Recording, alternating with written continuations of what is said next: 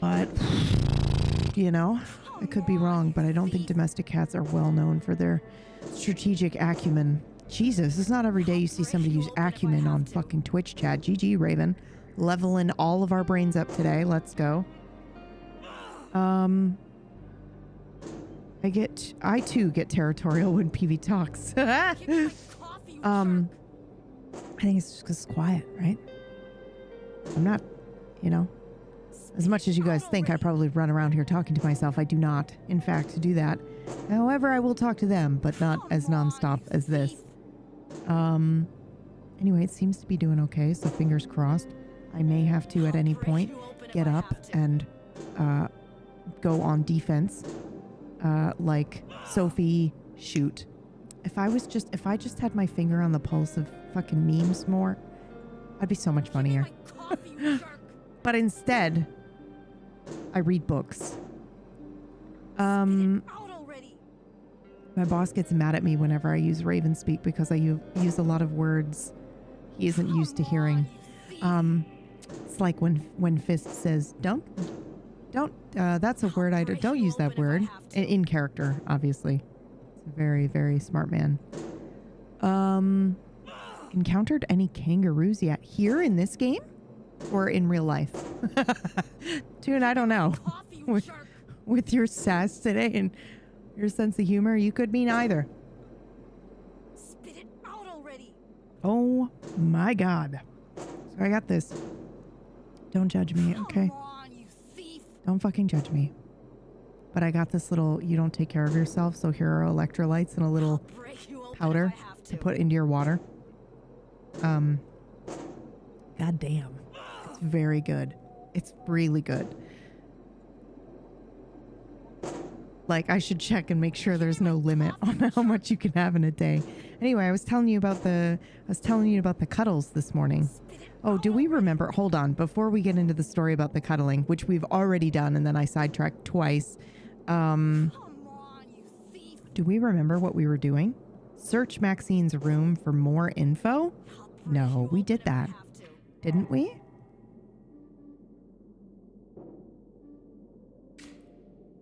I think they'll respond.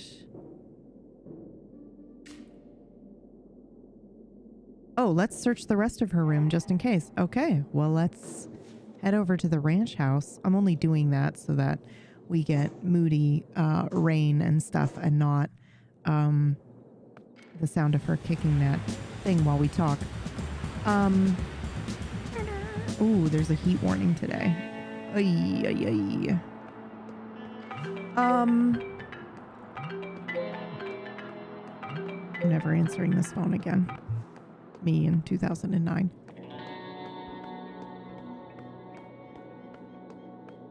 Oh my god, you guys, remember how... Okay, this is like the fourth story I've started to tell you. Back to the cat cuddling. Then I'll tell you this other story. Remind me about... It's about calling my mother. So, cat cuddles, right? So a couple of times... So if you didn't know, I have rescued a potentially feral cat. Who knows? It's a rescue, so no idea about the history. Who's approximately around a year old and very traumatized. Terrified when the lights go off for bedtime. Terrified when it's usually around 9 or 10 at night. I meant to message Topher and ask like if that's opinions on that, but gets super like stressed whenever the lights go out, whenever there's a thunderstorm or rain or anything like that.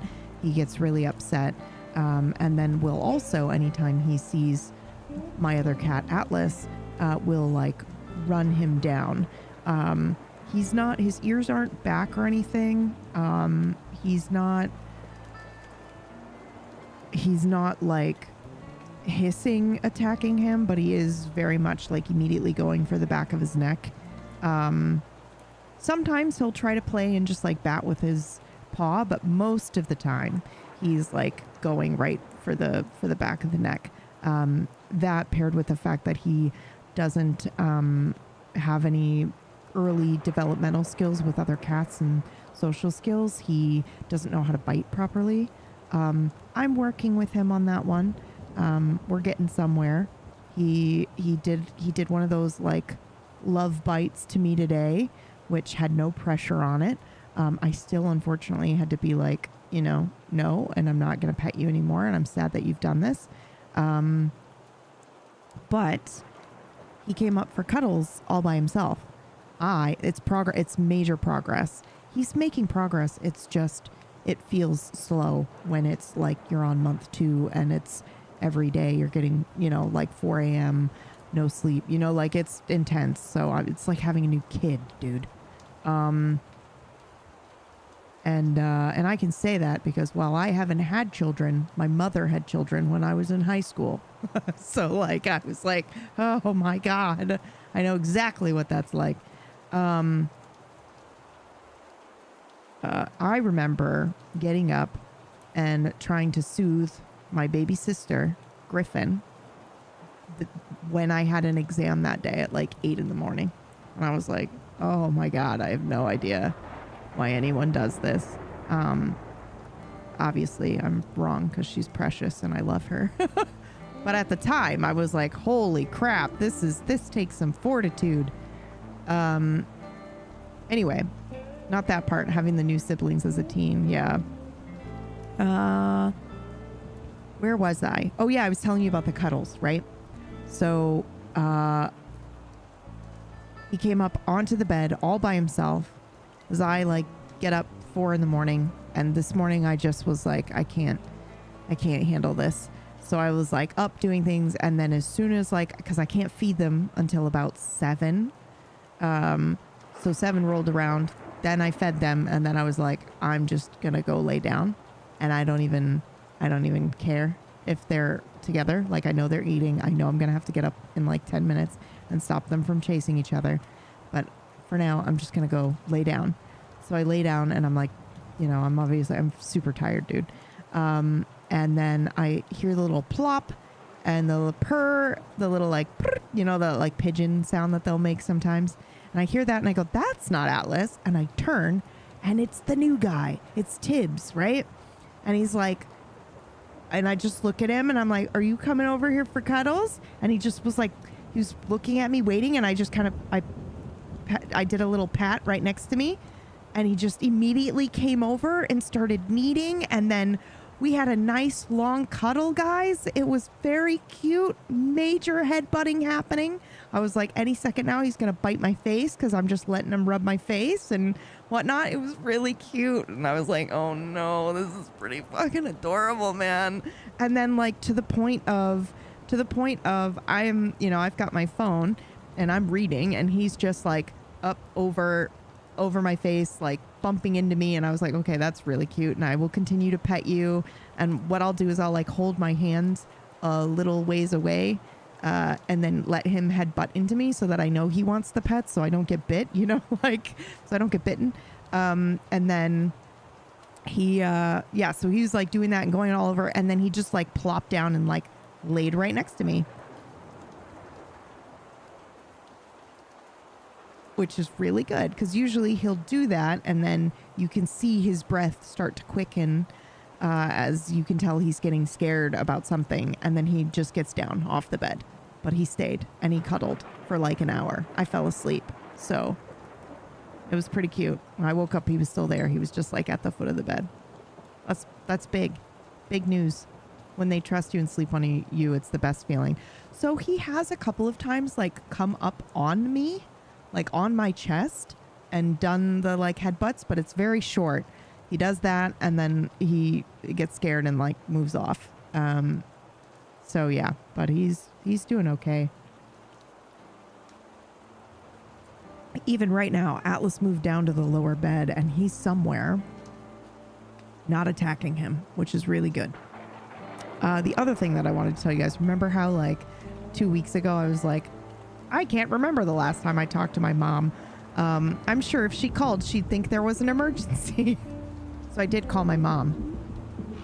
She answered within one ring, honey. And I'm like, everything's fine, Mom. I'm so sorry that we don't talk enough, that you think the world's on fire when I call you.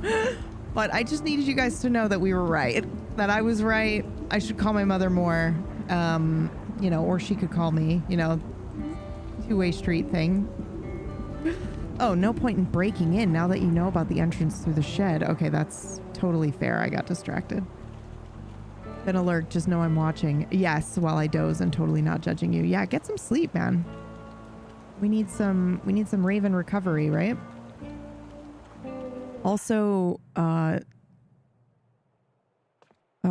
Toon, yeah, the animation here is incredible. I don't know if this is your first time watching any of this game, but we will go ahead and dive into the game now. I will focus on it and the story. But before we do that, actually, right? Hold up. I think I'll never get out of here. There is a house in New Orleans they call the Rising Sun. Still with me, Mr. Harold? The house of the rising sun. This place has a way of dragging you in. Oh, man. Good luck with that.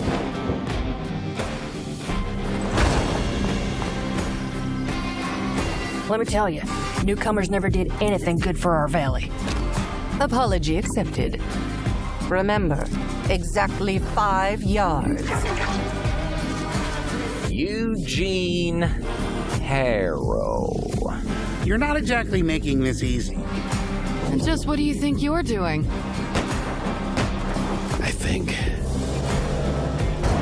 I'll never get out of here. In the house of the rising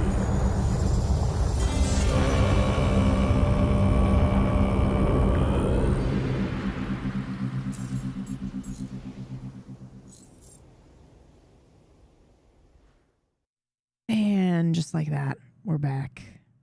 The gameplay has begun. The cat cam is empty. So we'll switch to no cat cam today. All right, let's see what we got here. Oh, yeah. I guess I'll read the blurb on the back cover, but we found this book somewhere else and read it.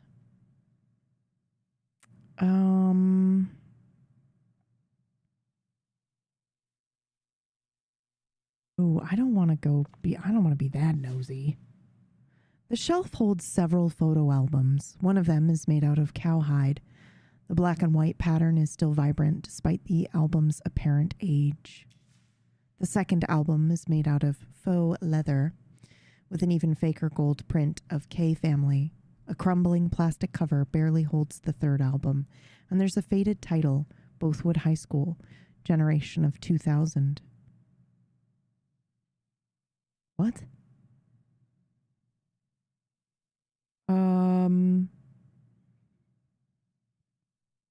Yeah, let's take a look at the high school one. Cool trailer. Yeah, I can't take credit for that one. Normally when we do like game playthroughs, I do like an intro.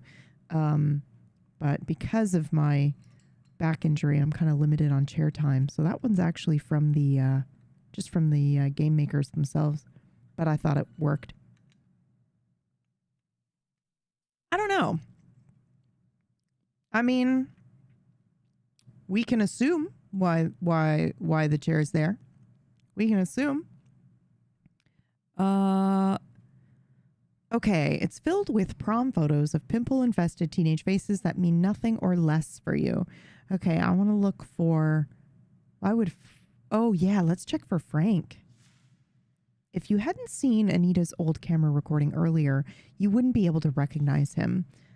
Frank looks like life wasn't kind to him, but almost normal. Alex sports punk spiky hair, a purple suit jacket, and a once black t-shirt with Leo Thatcher for mayor. Maxine took her prom picture in jeans with a cowboy hat. How's that for a statement? Hot, not gonna lie. All in all, 32 pictures of teenagers that made an effort to look their best or their worst. At the end of it, you find an instant print picture from the celebration. It says, Frank, Alex, Maxine, 2004. Frank and Alex are draining whiskey bottles from intertwined hands while Maxine is cheering them on. The first few pages hit you right in the feels of the K family album. All of them are packed to the brim with pictures of a funeral.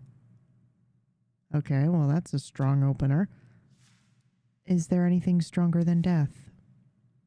One photograph stands out. Oh, for fuck's sake, I forgot to run the ads. I'm sorry, guys. One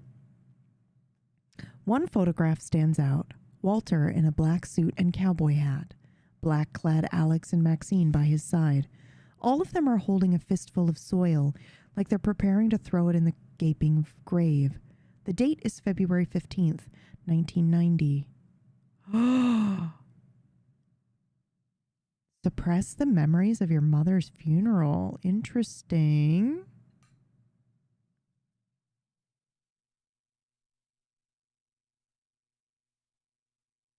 That must have been tough. Maxine lost her mom when she was what? 4 years old? We'll go with that one. I'm going to make this bigger so that I don't.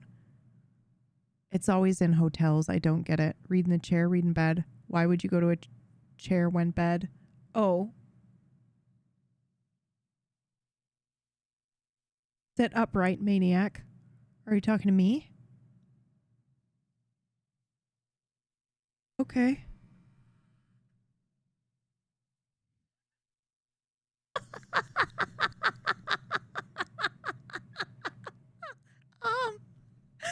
Okay. Old enough to remember her, far too young to have any coping mechanisms. Tough is an understatement. The following pages are filled with instant print landscapes of Rue Valley, with a horse or two in some of the shots. Someone went on exploration expeditions. But all the pictures look wrong. The frames are askew or there's too much light, like a young child was handling the camera. One particular picture from the series pops out. Walter staring at the endless desert, cheeks and eyes bloodshot. Below it says only Pops, 1991. Oh, wow.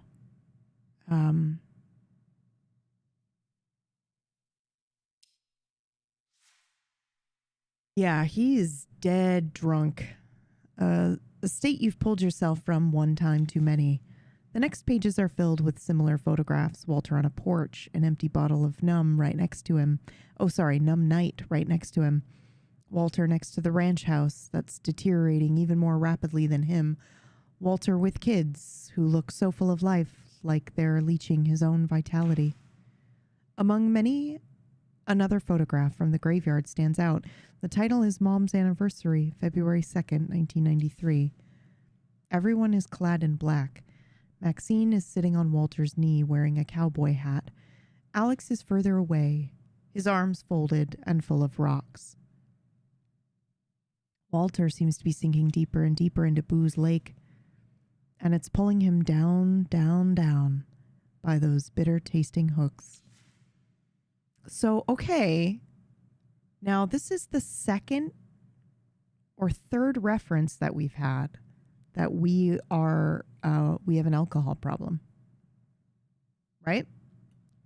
Now, we could choose to say it.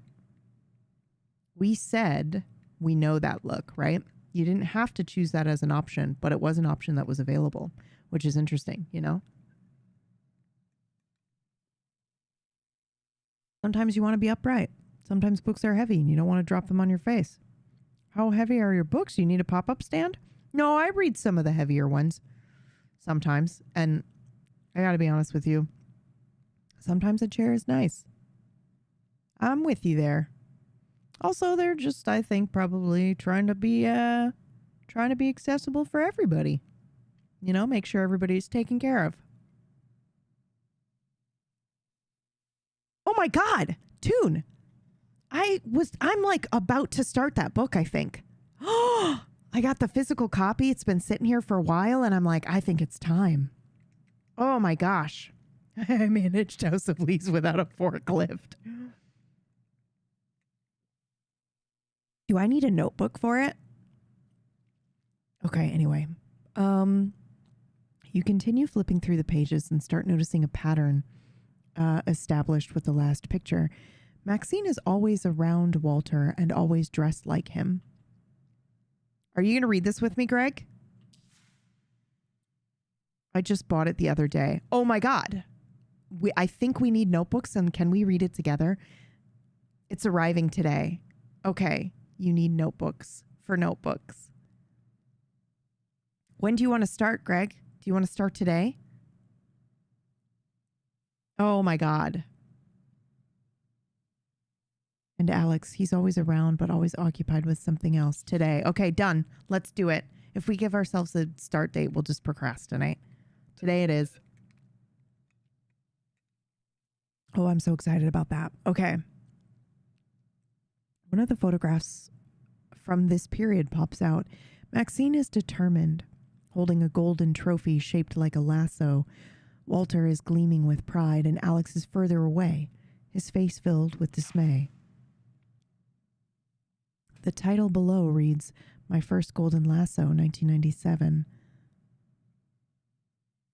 Weird. Walter looks far happier than Maxine. Just tells you who actually wanted the trophy more, maybe. At the very end of the album, you find an ancient photograph. It's so old, it is almost utterly faded away.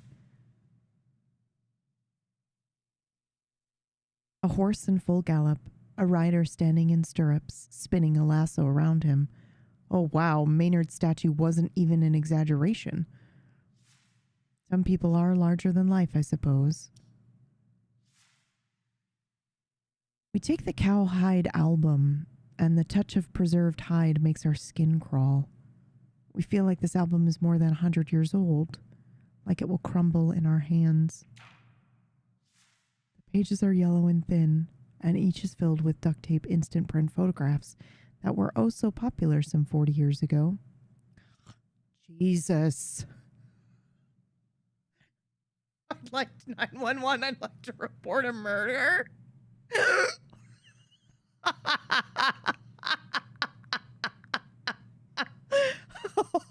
Holy crap. Oh. All right, let's look for dedication or any sign of ownership. At the bottom right of the corner of the cover, you see MOK scratched into the surface, but it's so obscured with age that you can't be sure it's even there. Maynard K? The album is over 100 years old. Well, that's interesting. The album is mostly filled with instant print pictures of a man in a cowboy hat and a blonde woman that's taller than him. Below every photo are the names of Walter Kay and Helen, oh, it's her mother, and dates in a time span of 1980 and 1881. Seeing dozens of pictures from various locations, it seems to you Walter and Helen have explored a whole area, from mountain slopes to river canyons to vast open expanses of a desert. They look like a nice couple. There's a peculiar hunger that's evident in both of their faces, even through faded photographs. The following pages are filled with professional photographs of modest wedding of Walter and Helen. He's still sporting a cowboy hat, but the suit is new. She's lovely in her lace wedding dress and high heels. The date is February 2nd, 1982. The ranch house looms in the background of many celebratory pictures. It's practically unrecognizable from the ruin you saw today. I am that decrepit ranch house. That is me. Your ruin was inevitable after she left you. It was only a matter of time. Moving on from heartbreak, at the end of the album, you see 3 photos. Helen is in a torn hospital gown, her hair messed up, eyes bloodshot. Walter is right next to her, gleaming with pride. Both of them are holding a newly born baby, screams and blood smears and all. Helen is cradling hers protectively, while Walter is proudly displaying what is undoubtedly his newborn son. Below the picture, you read Maxine and Alex K., and the date is September 17th, 1986. Oh my gosh. Hi, everybody. I got by with a few sticky notes. You'll definitely be flipping back and forth. Please do a retrospective. Oh, absolutely. Probably what I'll do is I'll just let everybody know in the Discord that we're reading it. Because I know there were a couple of other people that wanted to read that book as well. Hi, everybody. Welcome in. It's a campfire raid. Hello, Osric. Jabub. It's my very dear friend, Psyche. Hello, my sweet. I'm so excited for today. Minecraft. Oh, that's right. I did see that you were doing that. Hello, close personal friend, Booster Greg. Oh, this is fun and exciting. What's happening here? What's going on here?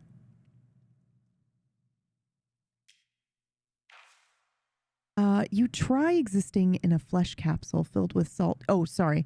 You try existing in a flesh capsule filled with salt water and looking human after you emerge from it after 9 months. The next photograph shows Walter and Helen with children who are a few years old. Walter is holding Alex, who's dressed like his clone, along with a baby cowboy hat, while Maxine is with her mom. The date is April 24th, 1988. So Walter was favoring Alex at first and then Maxine? How's Rue Valley? I am really enjoying it. The art is incredible. I really think, and I could just be, I'm realizing now, projecting onto it, but it really does feel like it's, kind of metaphorical for, kind of depression or the struggles you might be in life when you're, kind of at a rough spot, which could not be the case. But it is a game where, you are stuck in a time loop. And I won't go into more than that because that's pretty much what you gather from just getting the game. But it does kind of feel like, there's more to it than that. There's a mystery to solve and everything to do with the, time loop and whatnot. But it feels like there's more to it even than that. 88, cool. I was 10. Yeah, they just had a little bit of dialogue that was like referencing Polaroid instant photos that were popular like 40 years ago or something like that. And I nearly had a heart attack. I was like, oh, okay, no need. Ezzy, how are you? Victor, never growing up. That's perfect when you're saying, cool, I was 10. Calgary Winter Olympics. Eee. Ezzy, how have you been? What the fuck? I feel like it's been a hot minute. So I've been able to ask how you're doing. I'm assuming Psyche's stream was bomb-tastic. Yes, I did say that. And we are going to be doing some D&D with her in a little while. So you're welcome to hang here and hang out with me until I inevitably raid into that. So you will get to see her again then. In the meantime, I will dive back into the game. The last photograph was taken by a real professional, and its colors are still bright and true. Walter is holding both Alex and Maxine on his shoulders, and Helen by the hand. Behind them is a large blue and red banner, Walter K., Mayor, for our children. The date is January 12th, 1988. Wait, when did she die?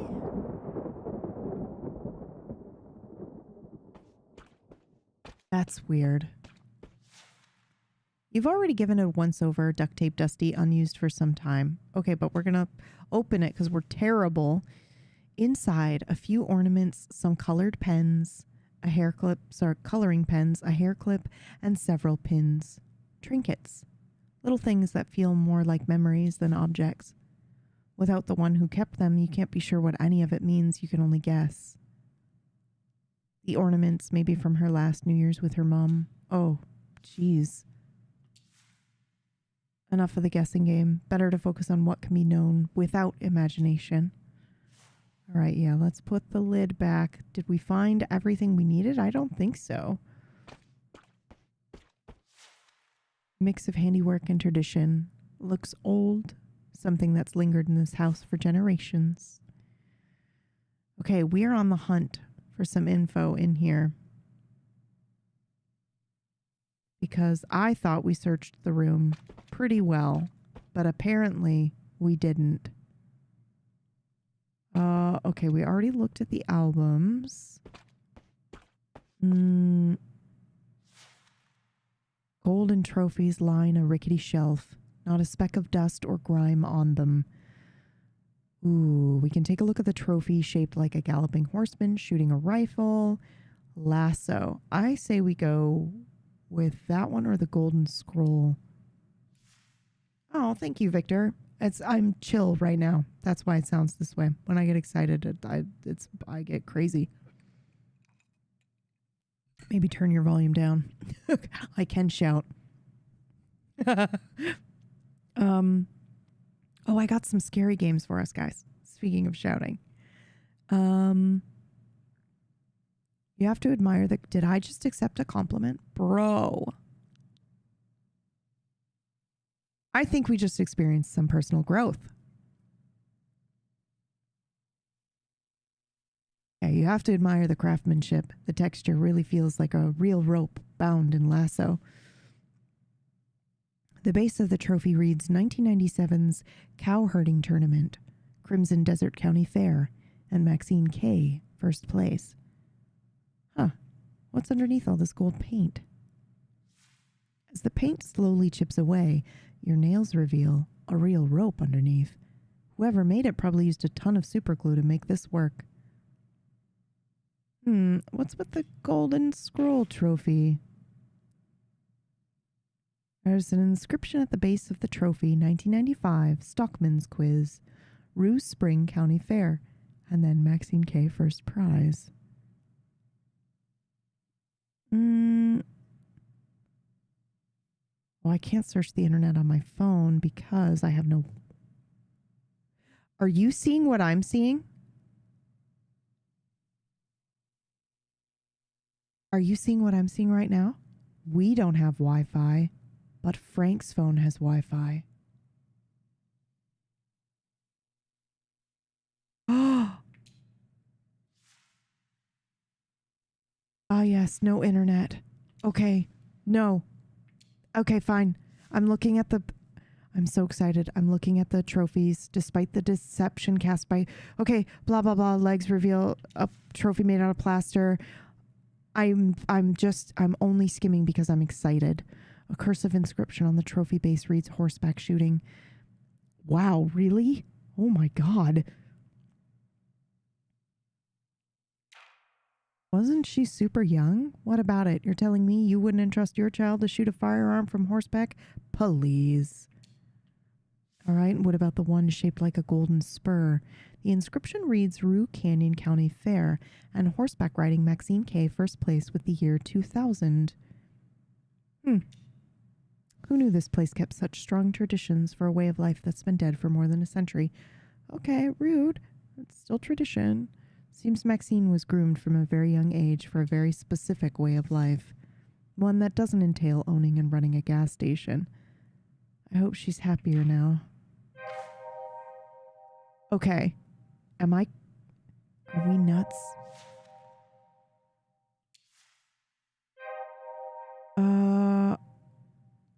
We did this already. What kind of man would torture him? Oh, right. The edges of the phone are worn and bruised, like cobwebs. The cracks on the screen have been there for a while. You have to wonder, what kind of man would torture himself like this, forcing himself to see the love of his life every time he unlocks his phone? One who knew eternal love. We'll say a madman. It takes one to know one. Okay. The phone is connected to this is not a Wi-Fi. Ironically, it is a working Wi-Fi internet connection.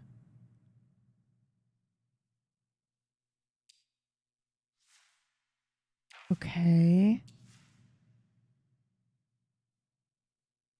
Weird. We've done this already.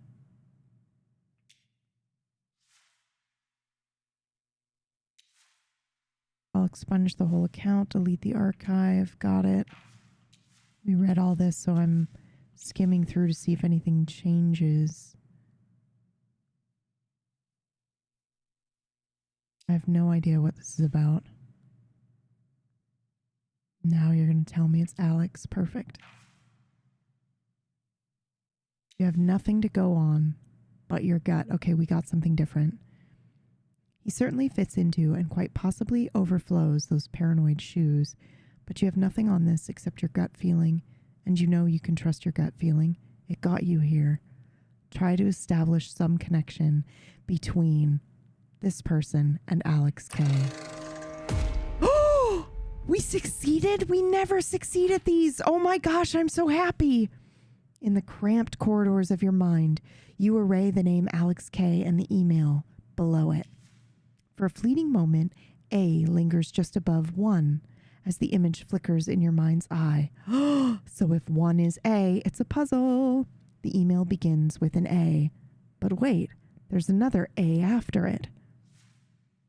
And that doesn't make any sense. That's not Alex K. Maybe it's not 1, but 12. Then 5 is an E. And the whole thing unravels. 24 becomes an X, and the number flickers and morphs into a K. Alex K. You were right all along.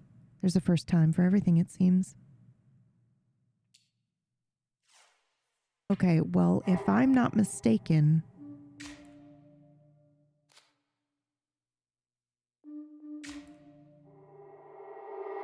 it's too late because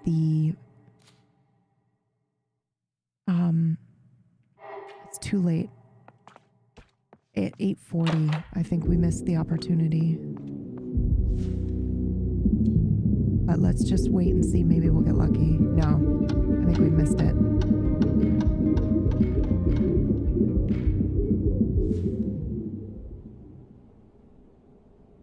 I'm not into this right now just because I know I'd rather drive than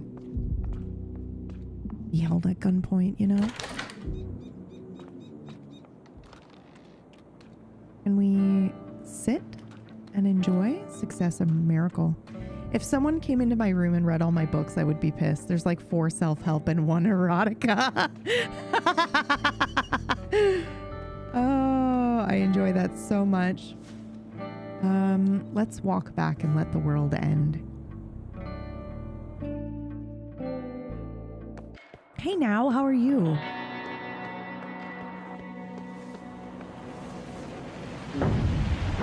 I saw you come in and I think I was in the middle of saying something. It has indeed, but same old work. I feel you, Ezzy. I'm glad you're doing well, though.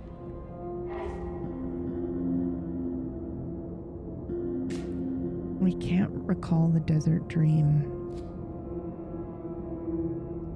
Well, now I have learned that he did have a relationship with someone that ended poorly.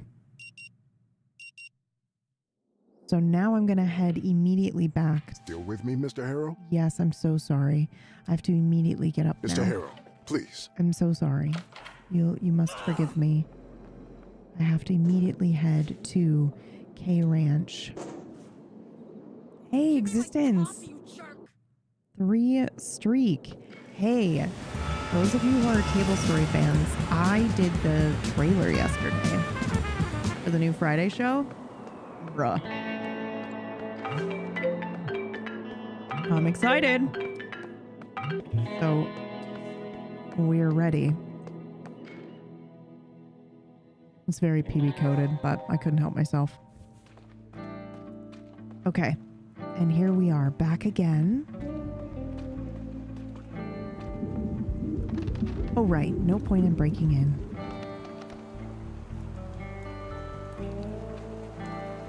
I really like the music in the game as well.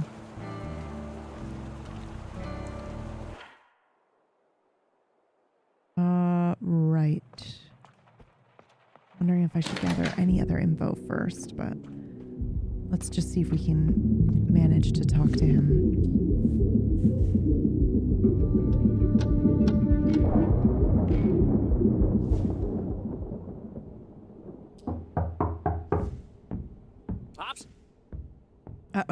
What's the password for today? Just open up. Hands up! I immediately fuck raise are my you? hands. What are you doing in my house? Who sent you? Ooh, do we ask about the equipment or stop with the bullshit, Alex? I'm just gonna go straight for the throat. He's got a gun. Time to stop with the bullshit, Alex. I know you're 112. Well, I guess it'd be 112-524. Tell me about the signal. No. You're full of shit, pal. He peers into your eyes and his arms shake a bit. The cannon, posing as a gun, rattles in his hands as he lowers them a little How bit. the fuck did you find out? Well, it's kind of obvious when you think about it. 1 is A, 12 is L. You must be real smart or just lucky. No one else has figured that one out yet.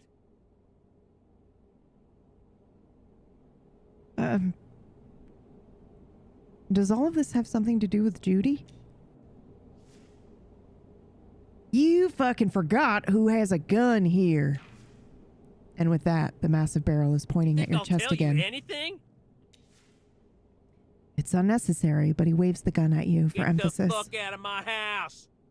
Oh, come on. Demand something from the guy holding you at gunpoint. Oh. What do you want in exchange for access to your equipment? Ooh, I'm just going to say, calm down, please. I just need to use your equipment for a few Nobody minutes. touches my equipment. Stay back. The cannon in his hands twitches as he raises his voice, but it remains pointed in your general direction. And our only option is to say, I can fix it all, please. It will only take a minute. What are you talking about? You show up at my door and claim you need my equipment? Why?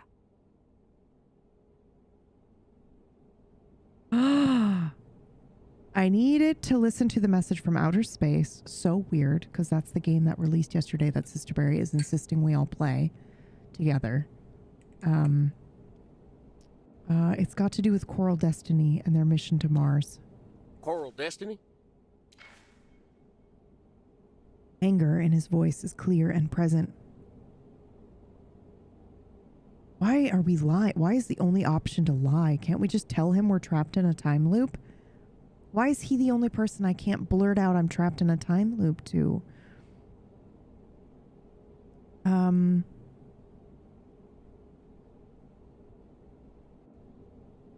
go with private investigator. So what are you investigating, Jack? And who's paying you? Apart from being angry, he seems a tiny bit curious. Don't tell anyone, but it's the CEO herself who hired me. His face turns red and the gun So starts you work to shake. for them. Yeah. You ain't getting to the equipment no-how. Well, but you're in a time loop. You can always try to convince him in a different manner, or you can try an entirely now start different fucking walking. approach. Damn it. I figured he'd get pissed, but I just was wondering if he would. Yeah? You want to come say hi to chat?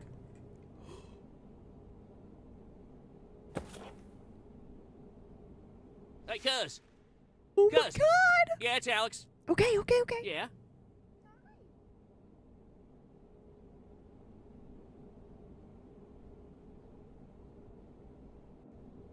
Oh my god!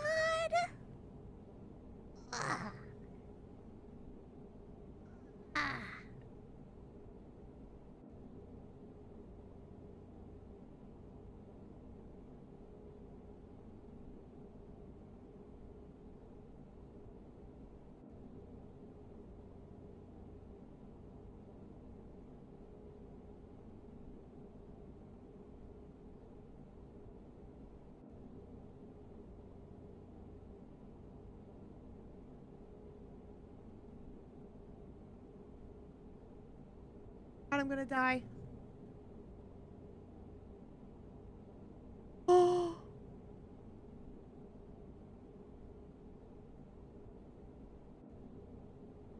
I'm gonna move the mic away, okay?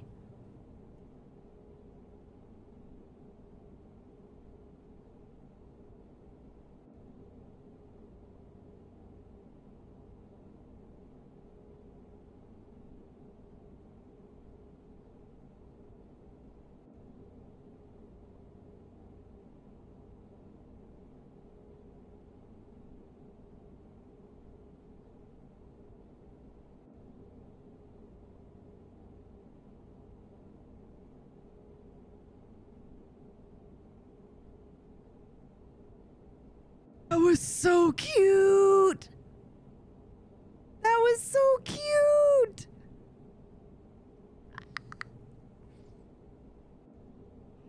Oh. Try not to panic. That was so fucking adorable, dude. Listen, Cuteness we overload. had a little home Yeah. invasion again. I think. What are you looking at, bud? What are you looking at? Do you want to come over here? Hold on, let me see if I can get him on the cat bed, and then we can have cat cam. Yeah, come here.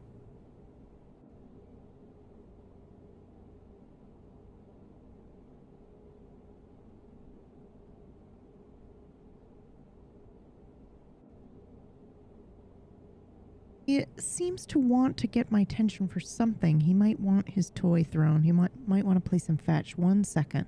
No, there's Let a me get the motherfucker's loop 20 going. minutes? All right. Shut the fuck up, pal.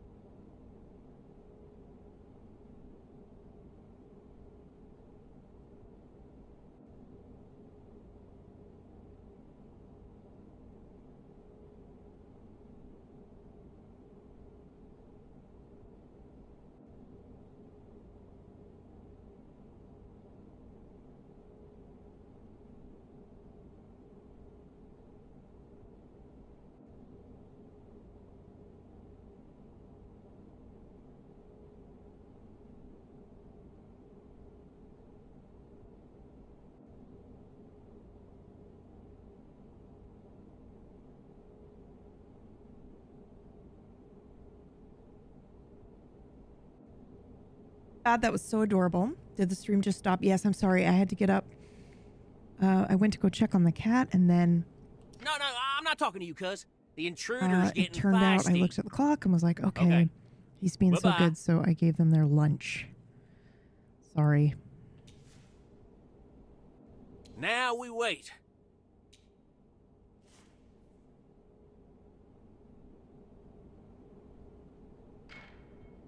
Entirely my fault.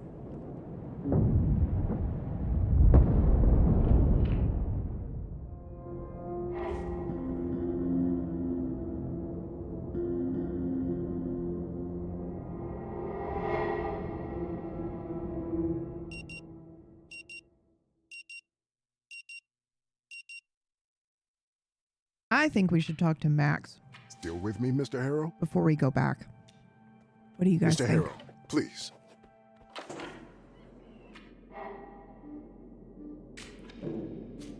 You know what I also will do before I forget? Let me just put in the Bookberries channel that we're gonna start reading.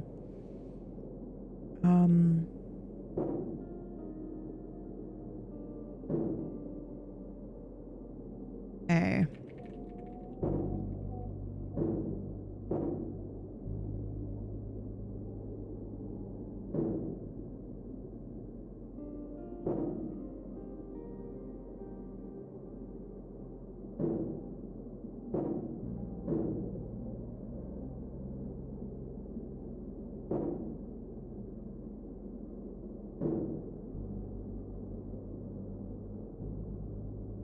We've got a tag for our book nerds, right? Yeah, book club.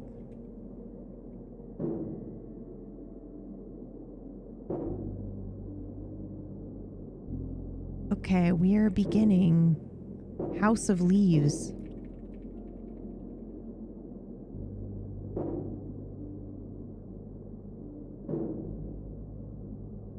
Okay, cool. All right, let's see what we got here. Oh, we've got tons.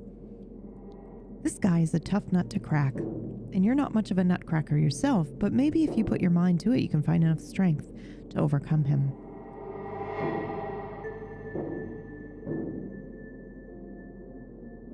Fuck this guy. Next time you see him, jump him, grab his gun, teach him a lesson. Who does he think he is? You're not going to let him stand in your way. Not when the only answer to this time loop hides behind catching that signal. Jesus. I don't want to do that. Seems like a bad idea. Hey, Sanborn. How are you today? Spit it out already.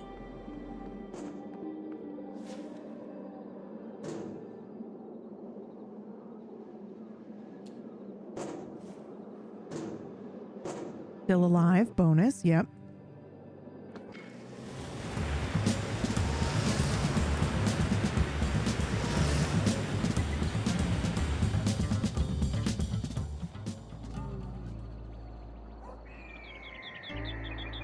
I might have to look into that ebook reader that you guys are both recommending as well. I really love my Kobo, but the idea of having a magnetic tiny one is pretty cool. You can just attach to the back of your phone. That's so fun.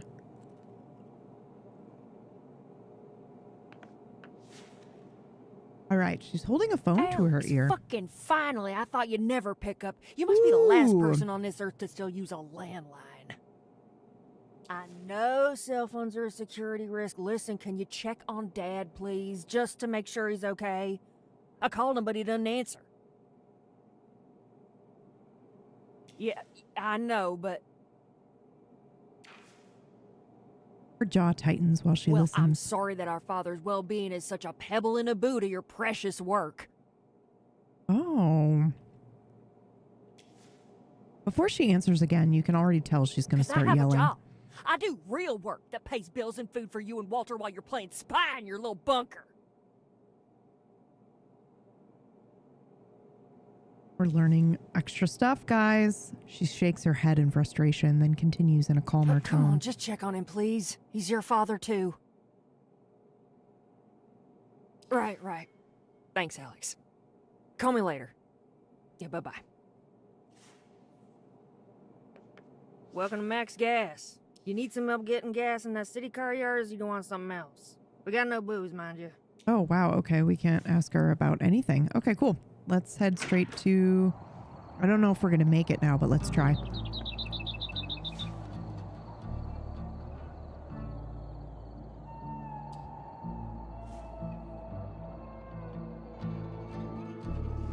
Sanborn, thank you so much for the sub. Sorry, I was snacking.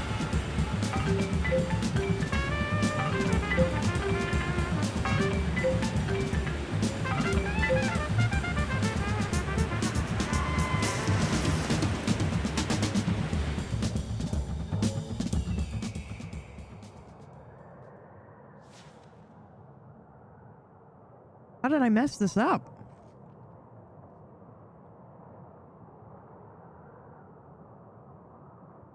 Well, I guess the only way to get there is to walk from here. We're definitely not going to make it, but you never know.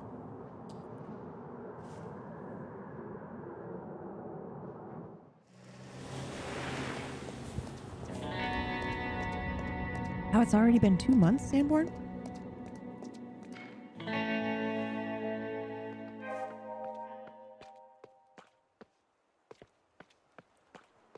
Time is so weird. Wait, what's this way? Can we go down here?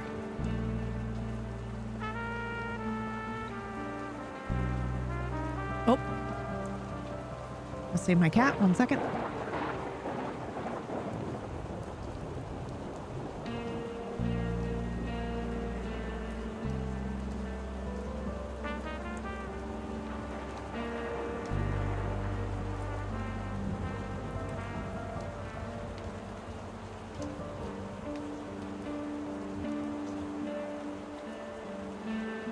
So there might be a little bit of that as I try to get them to relax near each other. We'll see.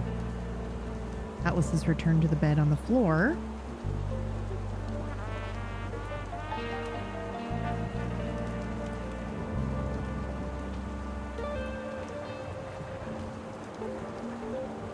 Okay, we can't take that road. So we'll take this one instead. Oh. Thanks for the update, Amaranth.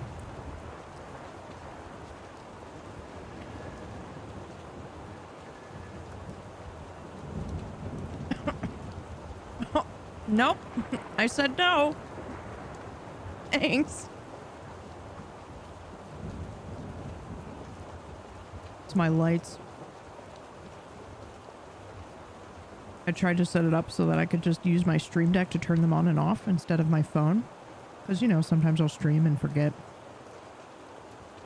you know, that my phone won't be charged or whatever, or it'll die while I'm midstream. And so it's like, oh, it'd be nice to be able to just turn my lights on and off. But this dumbass took the fucking Bluetooth thing out of her computer. So I can't even use it. Okay, let's see. Oh, I think they're going again. Okay, time to separate them for real. I'll be back.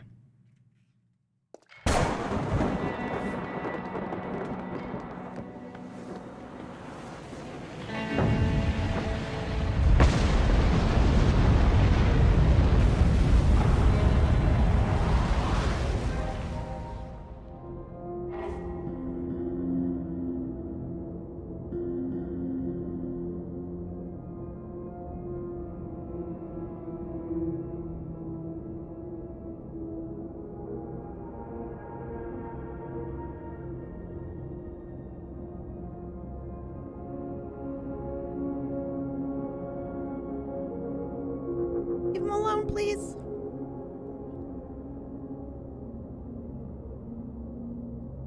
We'll try one more time. Climbing into a plastic bag, so we might be in luck. He's immediately going for him.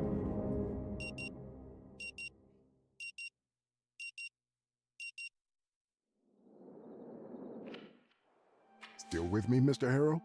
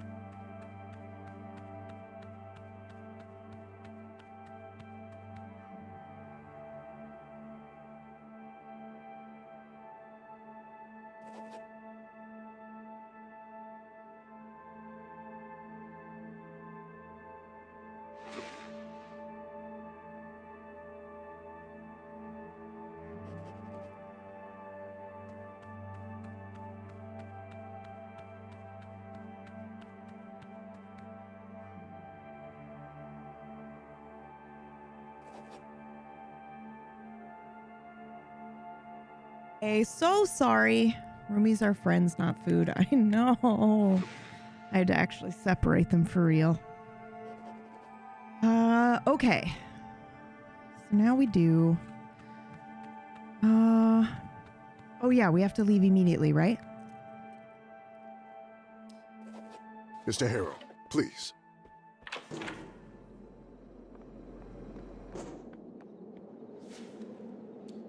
Now we can go straight to the ranch.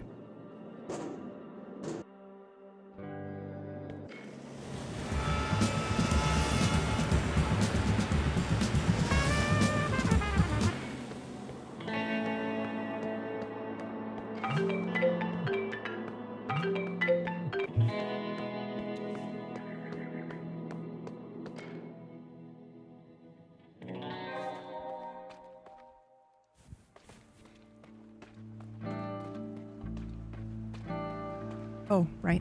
Every time I do that. I'm so used to breaking in. All right. I'm almost done with my snack, sorry.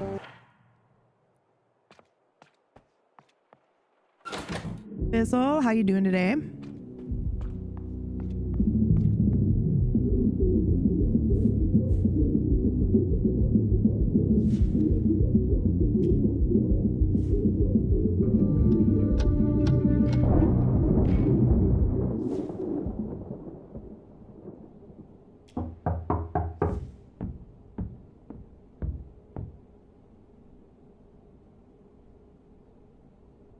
Pops, what's the password for today?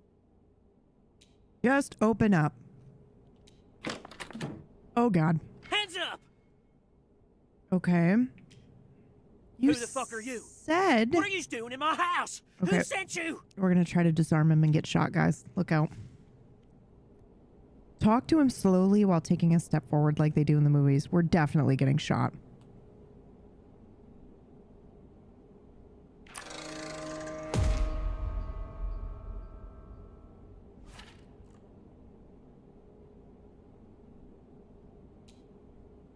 Oh, no.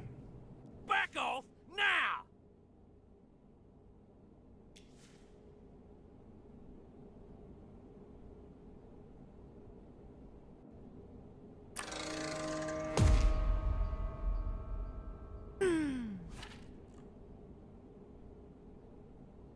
Hi, guys. Welcome in. Welcome in.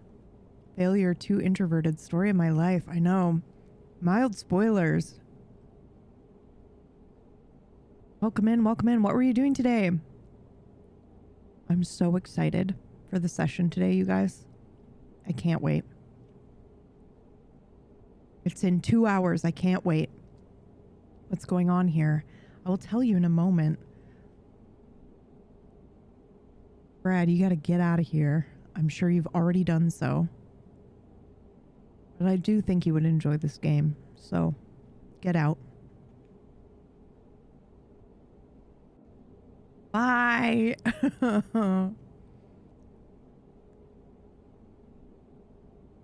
We're essentially playing Brad, you guys, in this game. Finished Final Fantasy 3 and now we're on to 4. Oh, that's exciting. Oh God, I can't miss any of that.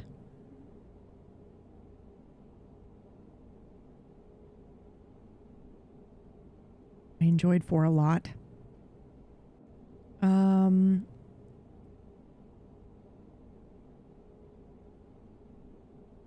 If you're playing Brad, how is Brad playing? Pretty well. I think we did, didn't we, Johnny? That's the one I'm thinking of. I know we played 6, but I think we played 4 as well. And we played Tactics. We did a bunch of Final Fantasies I'd never played before.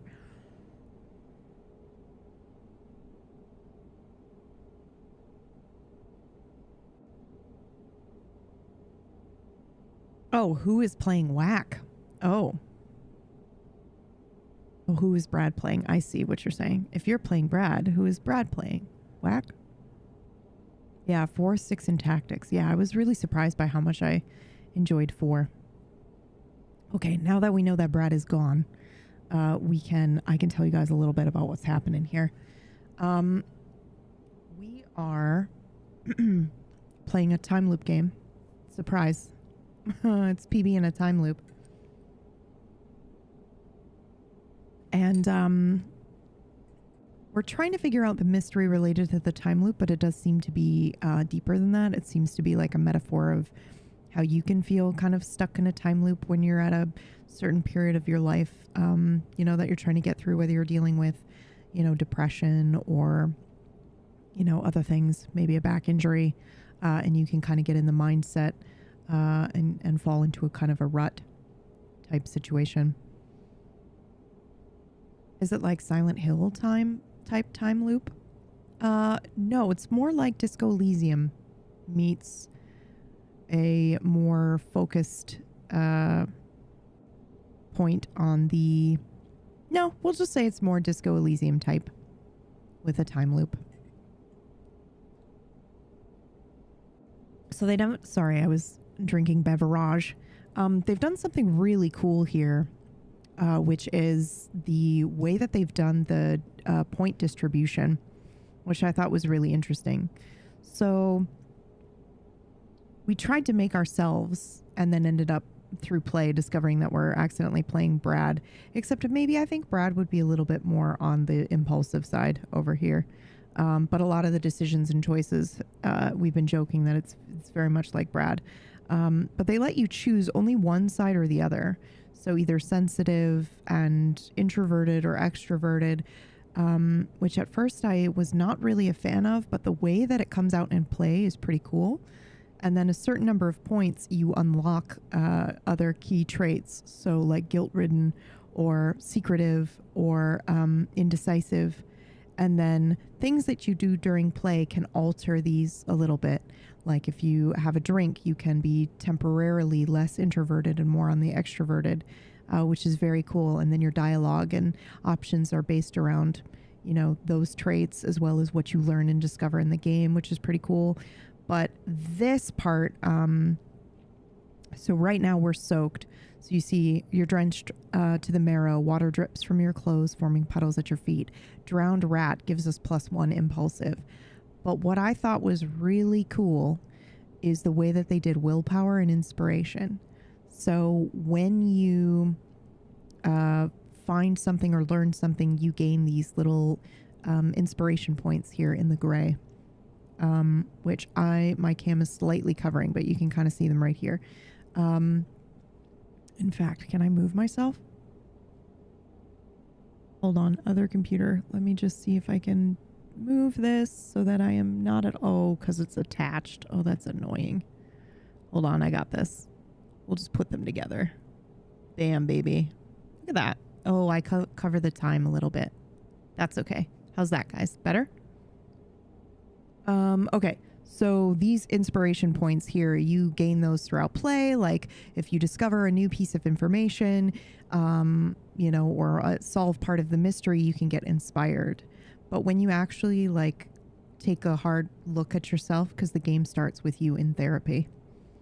But these willpower points you get when you really take a hard look at yourself and try to understand yourself and know thyself, and the willpower points stay forever.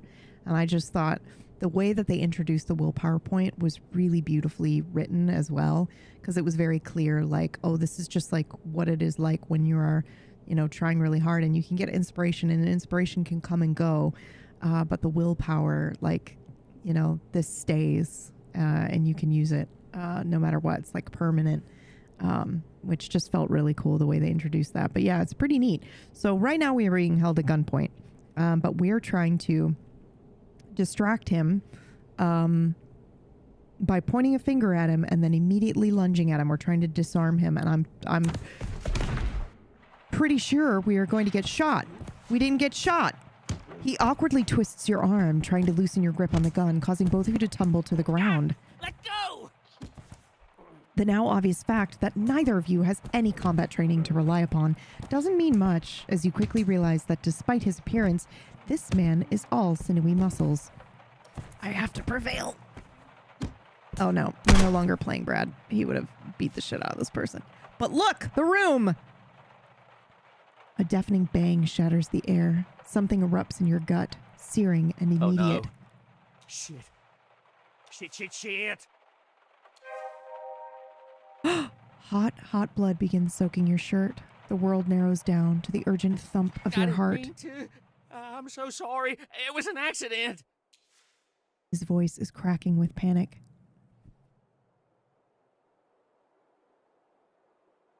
There is only one option here, and it is to say, no, I am so sorry.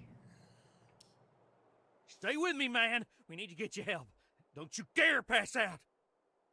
I'll try to stop the bleeding somehow. I wish that we were still paranoid, so we could say delete my browsing history. Let's take a look at our wound instead. There's a small hole in your shirt, and it quickly, thirstily gorges itself on your blood. Fabric covers your flesh, and you can't really see the wound. Your nerves scream and burn as if half your stomach has been mauled open, and the only thing preventing your guts from spilling out is your clothes. But somehow you don't really feel the pain. Your body's calculus of survival seems to have spared you the full horror for now, leaving only shock and the dread of what comes next. I'll call an ambulance, yes. Wait here. Of course you will. Hey, Cody. Listen, cousin, I fucked up. No, man, not that fuck up. Just listen to me. And we look around the room. I shot a man. Think he's dying. Look at his murder board, dude. I'm into it. As Alex spits out the D word, a conflagration of pain finally engulfs your whole being. Time to face the truth. You are dying. But I'm not ready to go. And you never will be. No one ever truly is. Oh my God, Charlotte! Holy fuck, how are you? Like a churning ocean, the pain floods every strand of your nerves. It overwhelms you. It's getting harder to breathe, to think even. It's getting harder to just be. No, I don't know.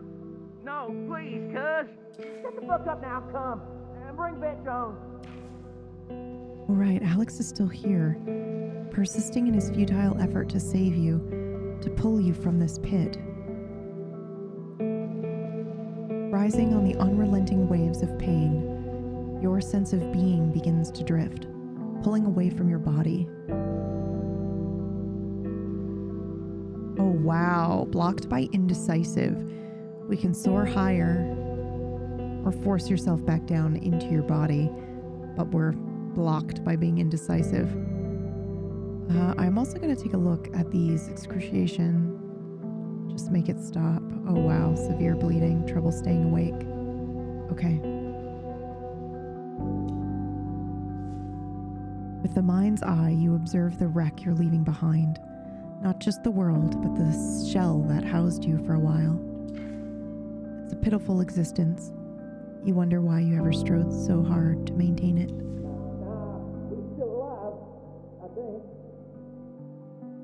Let Alex go away.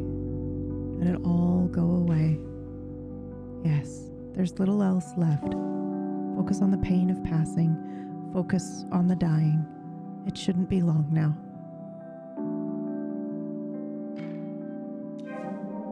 The waves of pain have stopped beating against your carcass. The last vestiges of strength and consciousness seep away with the tide of your life's blood. Curious. No light at the end of the tunnel for you. I have wasted my whole life, haven't I? Holy shit, dude!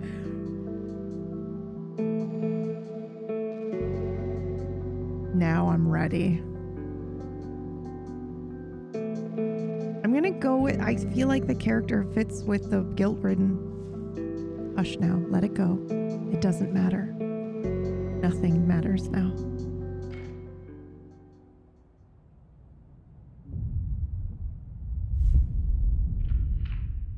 Wow, that was wild. We still don't have enough to recall the desert. man. How is the kitty doing? He's doing okay. We had a pretty great day so far. I just had to fully separate Still him with and me, Atlas Mr. Harrow? because he just ate and he's all full of beans, which is another name I'm considering for him. Bean.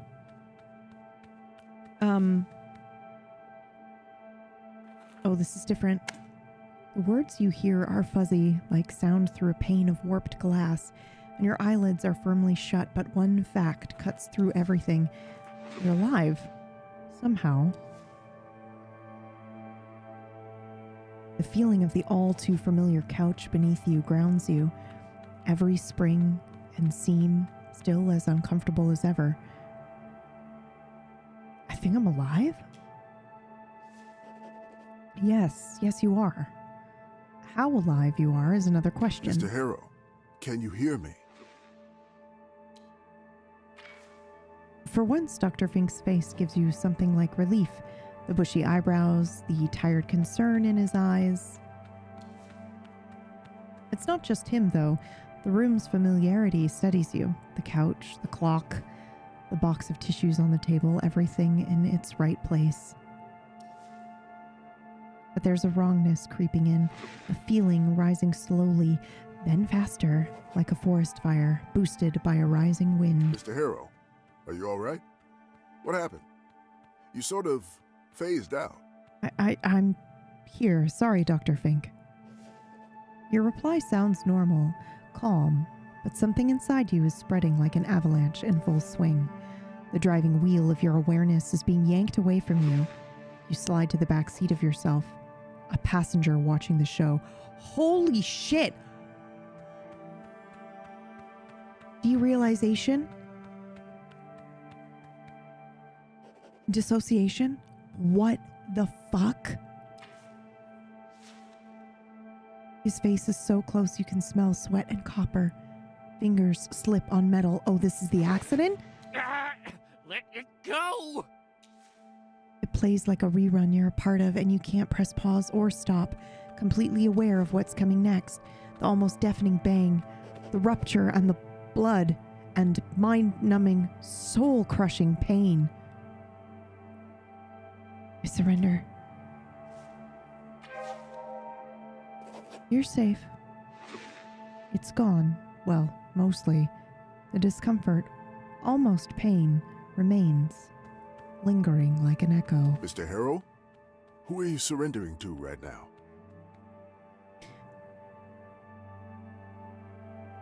A painful experience. I just remembered a rather painful experience. I'm sorry to hear that. Sometimes talking about the past stirs up things you thought forgotten, even repressed. Whatever it was, you're safe now, far from the source of your hurt, and you're in the best place to process it. Safe, maybe, but the discomfort lingers at the edge of your mind, like a silhouette by the roadside at night, refusing to fade.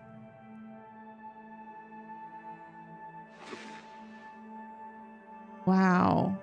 I'm actually just gonna let him shout it still hurts, Dr. Fink. I understand.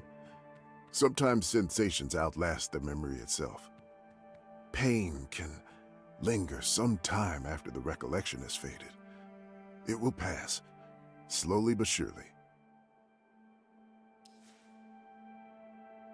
He studies you carefully, weighing your words against your expression. Then he scribbles something in his notebook before focusing With that back in on mind, you. I feel obligated to show you some techniques that should help if this happens again. First things first, always ground yourself. Both feet on the floor. Breathe deeply. Then, focus on what you can see, hear, smell, touch, even taste. Strong memories can overwhelm us, drag us back into the past. The way out is to anchor yourself in the here and now, to shift focus at the present. Let's try it. Focus on your surroundings. What do you see? How does it smell? What can you feel under your fingers? Any particular sounds? I can feel my pants, the rough texture of the fabric. Perfect. Something tangible, familiar. That's what you need when emotions drag you off balance. Now, let's continue with touch. Place your hands on your knees and tap them lightly, one after the other. A steady, gentle rhythm. I love this. We have the options now. Finally, we can follow his exact instructions or go through the motions, but only for show. So far with Dr. Fink, a lot of our insights have to do with dreams, but when we talk about the therapy portion, we've been extremely resistant. And so far, all of our dialogue options with him are mostly like, I don't believe this, or only for show. This is the first time we've really been able to just follow his instructions. You tap each knee in turn, setting into the rhythm. You're not sure what you're supposed to feel, or if it's even working, but for now, you trust him. It should be a little easier now. How do you feel? A bit better. I'm glad to hear that. You can always use this exercise when you feel overwhelmed. It should help. In any case, we'll return to this memory during our next session. All right then. Now, you only need to pick up the key card for your room. And I'll call the receptionist to make sure everything is in order. Sounds good? Yes, Charlotte, I'll tell you in 1 second. Sarah! My girl! Yeah, we'll move over to the screen. Oh! Now, it's just you, your thoughts, your questions, and that lingering feeling that won't abate. Okay, hang on. We're in it for a minute. Start with the obvious. You're alive. Not entirely okay, but moving and breathing. The lack of okay might have something to do with being shot. Whatever the cause, it was a disturbing experience as a whole. It still is, but it's over. Once again, we're in a scene where they're not talking about being shot.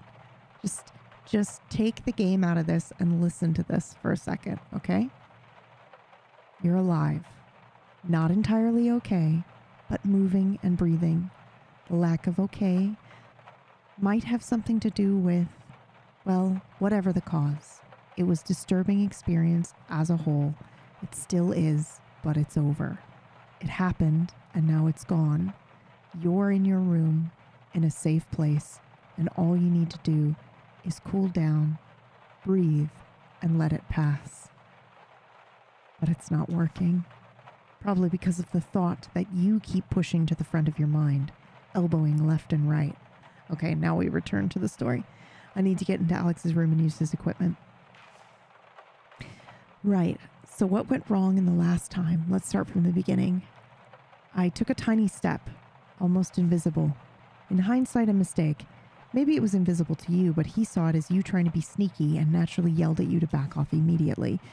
You needed new tactics, so you tried to feint. Distract first, then lunge. Let surprise and confusion help you out. Another mistake. You succumbed to complexity and confused yourself more than him. You both ended up on the floor, rolling and clawing for the weapon. Two cavemen fighting over a sharpened stick. No ground gained, only breath and panic and metal between you. It turned into total chaos. You also underestimated his strength, judging by his appearance, and they were deceiving. All in all, you gradually lost control of the situation. If there's one takeaway, it's this. Never lose control. You will always lose control, right? That's why we're in therapy. And that loss of control made him stop. I think he's in control. But in fact, oh my God, we're stopping our ruminating thoughts. All in all, you gradually lost control of the situation. If there's one takeaway, it's this. Never lose control. And I went, no. That is not a healthy thought. But he did it now for the first time. Stop. Think he's in control, but the fact that he wasn't, and stop.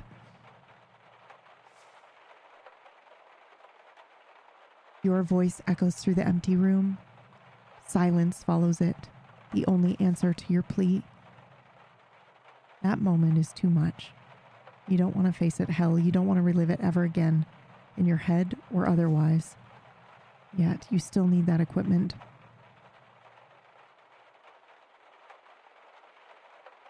Maybe I should look for the equipment somewhere else.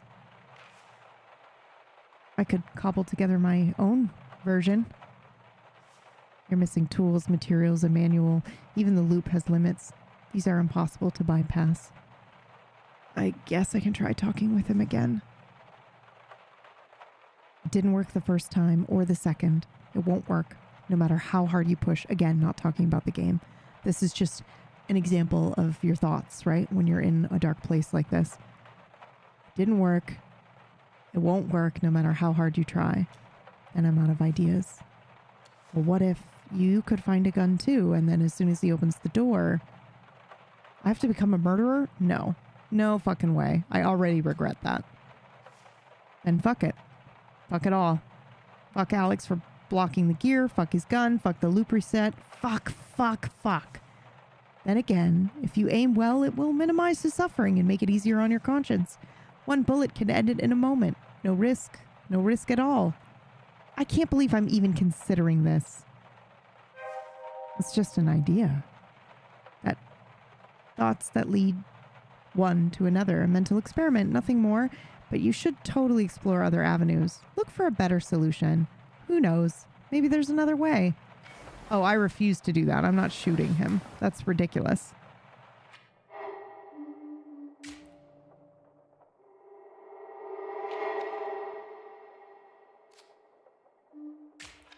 I'm not doing that. I'm not committing all of those to shooting him. Right, guys? Is that the only option? No way. Frank must have gear, right? Guys? Holy shit. Are you really ready for this? I mean, I already know where to get the gun, which is crazy. What do you guys want to do while we're thinking about it? Let's show Charlotte the rescue cat, who at the moment has many names. Let's see. There he is. He's about a year old. I don't know too much more about him. That's Atlas.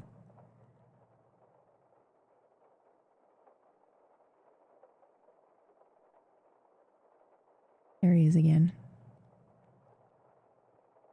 And we have learned that he is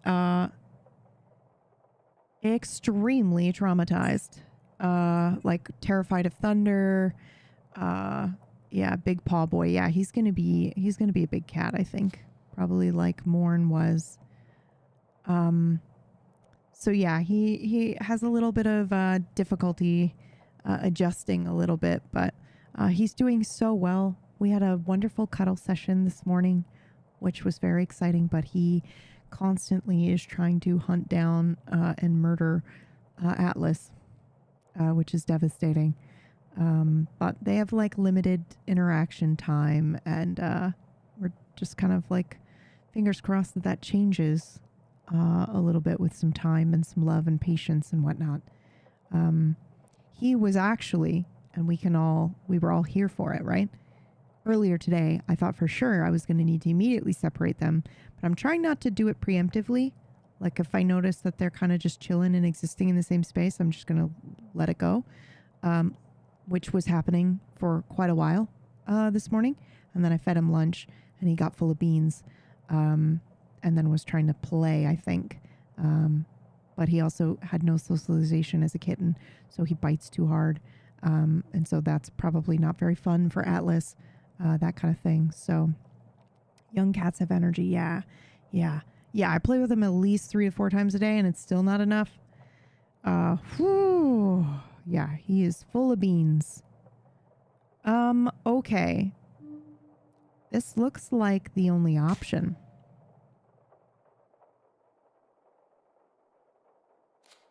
It's not, but I'm curious. I guess I'm kind of curious. We have this, but we don't ever have to actually shoot him. I'm curious to see what will happen if we do this in the game. Like, I'm curious as to if this unlocks something in his memory or what.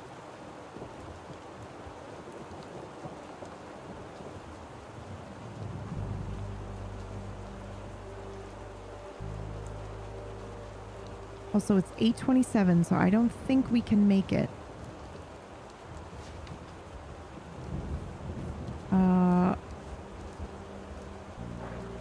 It definitely takes more than 10 minutes to get down there.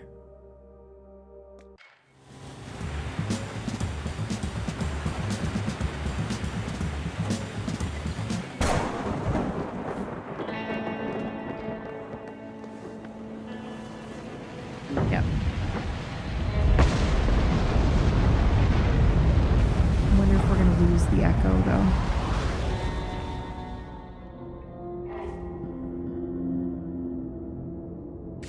Yep, I can't recall that. We need one more thing of willpower, which we would only get from completing a task like what we're about to maybe do.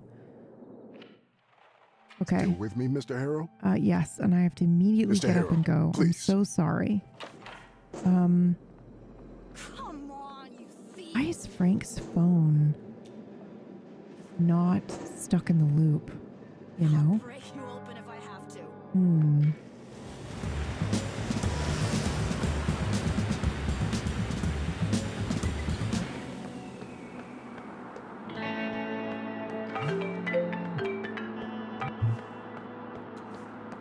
Okay, we're ignoring the phone call. I'm pretty sure we get the gun from the cabinet. Right, guys? No, we still have the echo. As the manor looms in the distance, the uncomfortable feeling starts to pulse, stronger, sharper, visceral. The memory of being shot, the pain you desperately keep shoving away, pushes through your defenses, threatening to overwhelm you.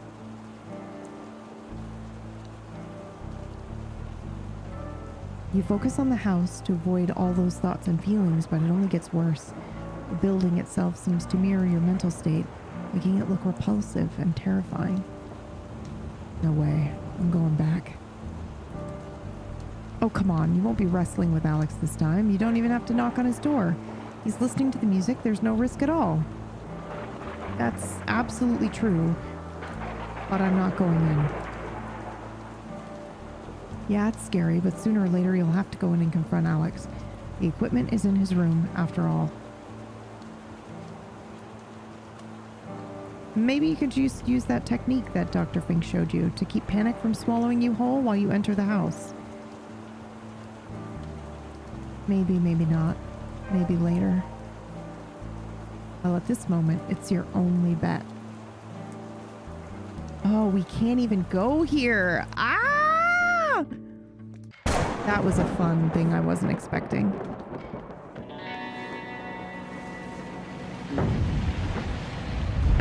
That was fun.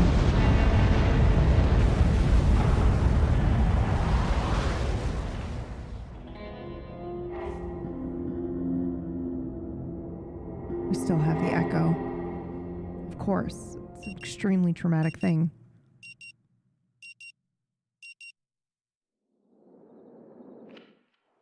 Still with me, Mr. Harrow?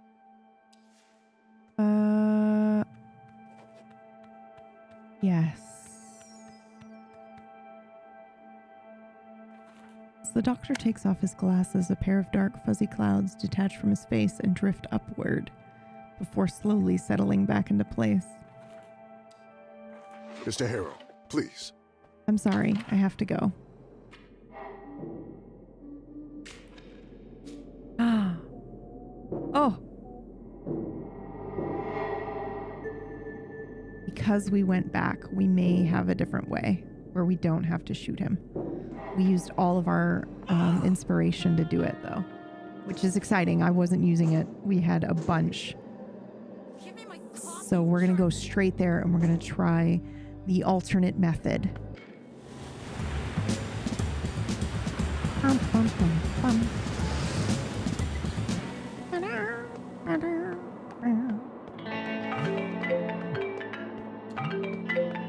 on silent and ignore it.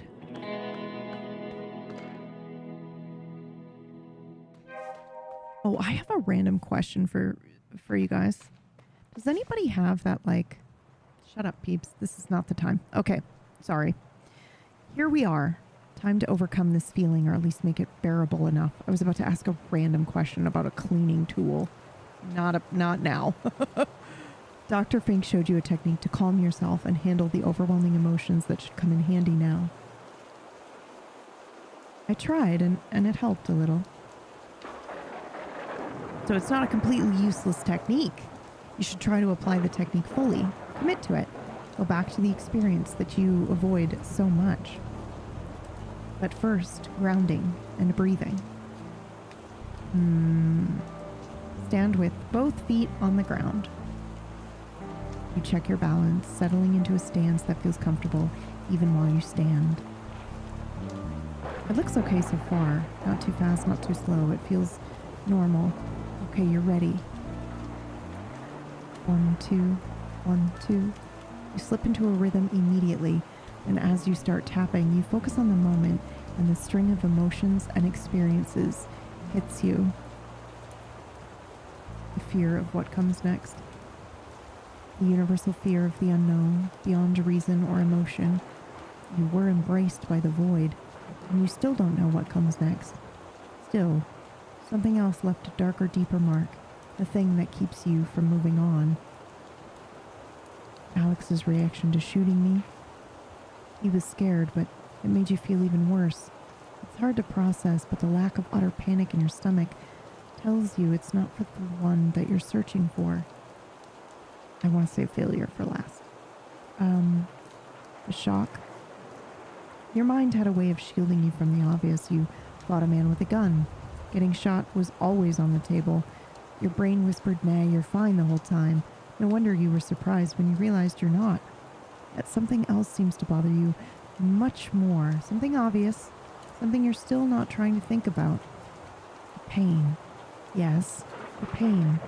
At first, it seized your senses like a giant scorpion, claws locking you in place like helpless prey. You were frozen even before the sting.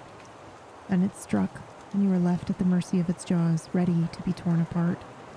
The sensation rises inside you, threatening to overwhelm you. Rein it in now before it's too late. And take deeper breaths. You slow your breathing to match the tapping. Not easy, but you manage. Ariana! Hello! You steady yourself, just enough to keep wading through the experience. The pain still had you, pinchers locked, jaws starting to work. Your body was helpless, but your mind was desperately trying to cling to something, anything. I brace for what was coming next. As much as anyone can prepare for the unknown, you were ready to meet whatever came, or so you thought. Then at some point the pain just stopped, but you were still alive, in this strange limbo where everything seemed to make sense and you were at peace. For some reason, recalling just how peaceful you felt at that moment leaves you uneasy now, really uneasy. Readjust your balance. While tapping, you notice you've shifted your weight onto one leg. You adjust, leaning into the other side. It helps. You're back here and now, stable. And with panic held at bay, you start remembering details that you never really acknowledged back then. As if reliving the experience through a different lens. Alex called someone for help. Yeah, the lazy deputy and sketchy vet. Whether either could have actually helped is another matter entirely. I felt my pulse slowing. A pump of life running out of juice, working with what was left, fighting for you to the end. I heard the sound. At the very end, yes, as you fell into a darkness, a faint but familiar sound entered your consciousness. The rocket launch. Your heart kicks into overdrive.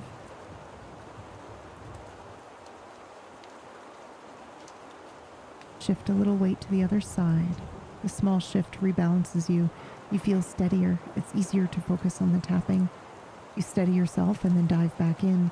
The more you think about it, the more you're sure you heard it as your consciousness faded, which might mean you didn't really die, that the loop reset pulled you back from the gates of the underworld. And yet you were on the edge, already on your way towards the darkness. So what came first? Comfort of death or the loop that heals all wounds? Saved by the loop, but we can't choose it. So we'll just say, crap, we'll never know for sure. Well, you could try dying much earlier in the loop if you really want to test it. Just saying. Jeez, absolutely not. Focused on this dilemma. Oh, I just yanked my... Jeez, I just yanked the cord out of the... I just yanked the cord out of the thing. The camera cord, you know what I'm saying. I don't even know if I'll be able to put it back in here now. Hold the line.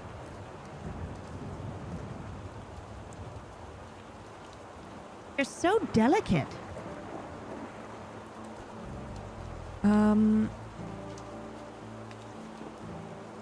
Focused on this dilemma, you realized you stopped tapping a while ago and you actually feel okay.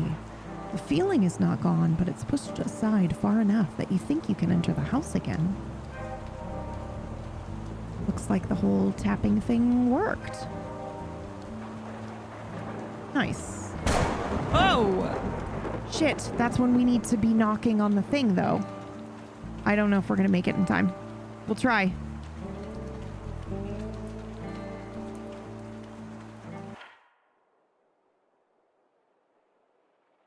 Okay.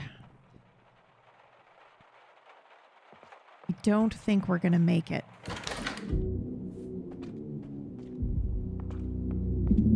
We also don't have a gun. But I'm gonna try to not. We did make it. Pops, what's the password for today? Okay, let's see if we can do this without a gun. Hands up!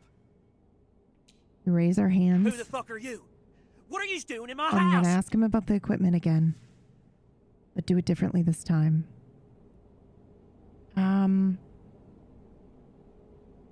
What do you want in exchange for the access of your equipment? Nobody touches my equipment. Stay back! You look like you need something and I need your equipment, so what do you need? Stop mucking around. Who are you and what are you doing here? I need it to listen to the message from outer space. Oh, wait, he's reacting to that. Holy shit. Okay, 1 second.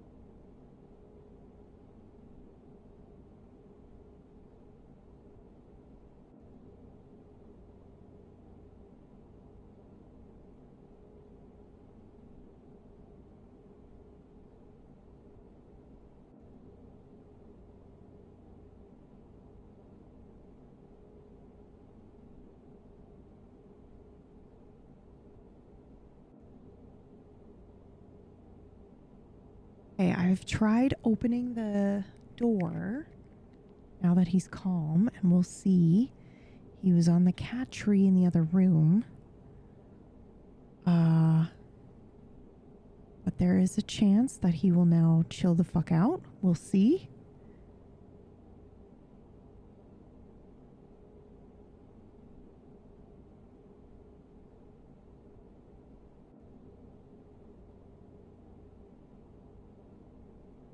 Okay.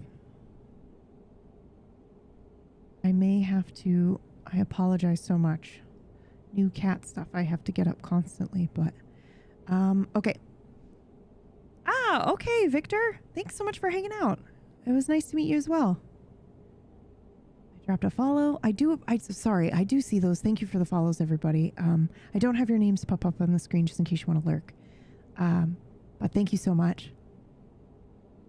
Okay. His hands start to tremble a little as he watches you, with widened eyes. It seems as if he's scared. Is it a message from us? Or is it otherworldly? It's us, I think. Well, that's something, I guess. Okay. So what's got you all fired up about this? Speak! I want to learn the truth. Whoa! Luxie! Hello! Welcome in, welcome in. I wonder if I can get the new rescue cat to come say hi. Oh my god. No way. Hi! Give me 2 seconds. It might be happening just for you. Hi, bud.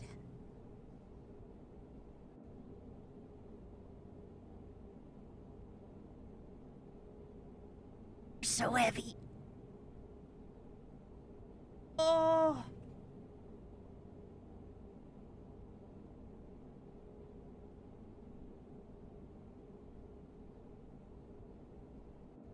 He's here. Oh. Hold on.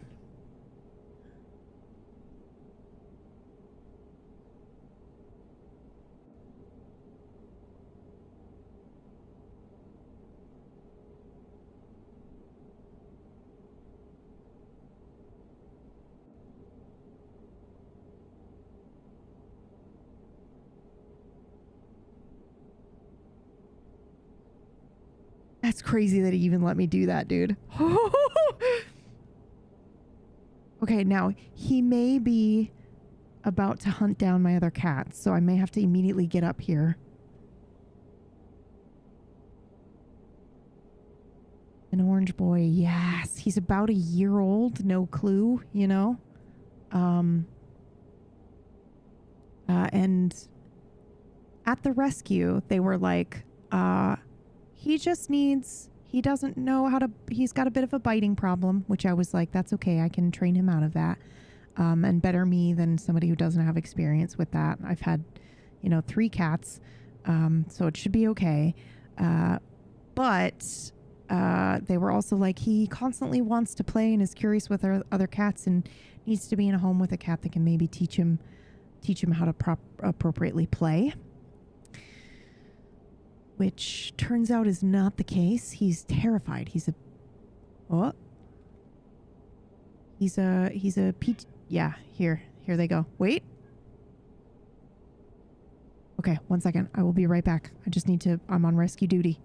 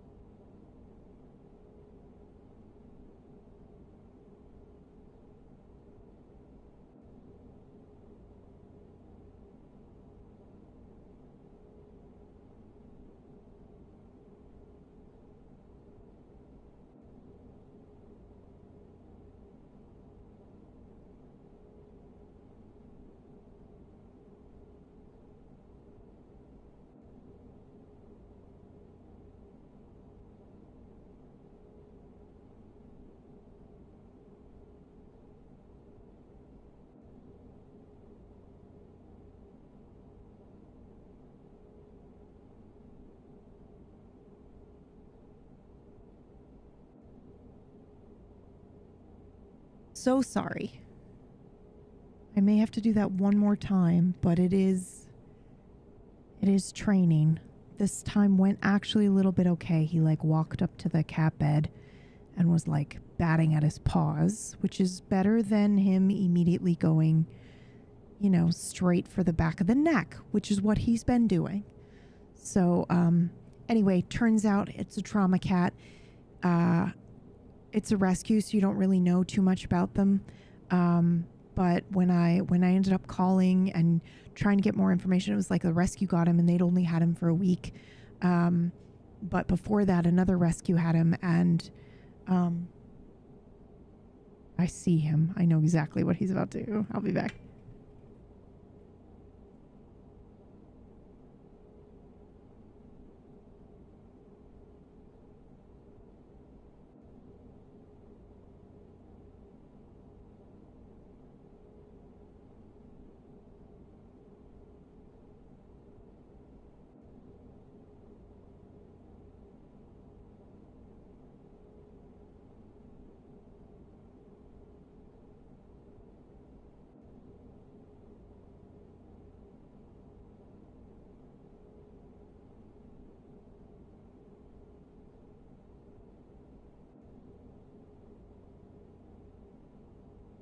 Safe and separate.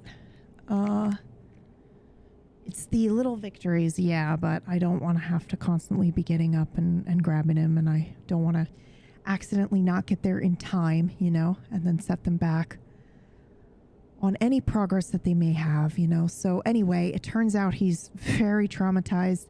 He's afraid of thunderstorms. He was found outside.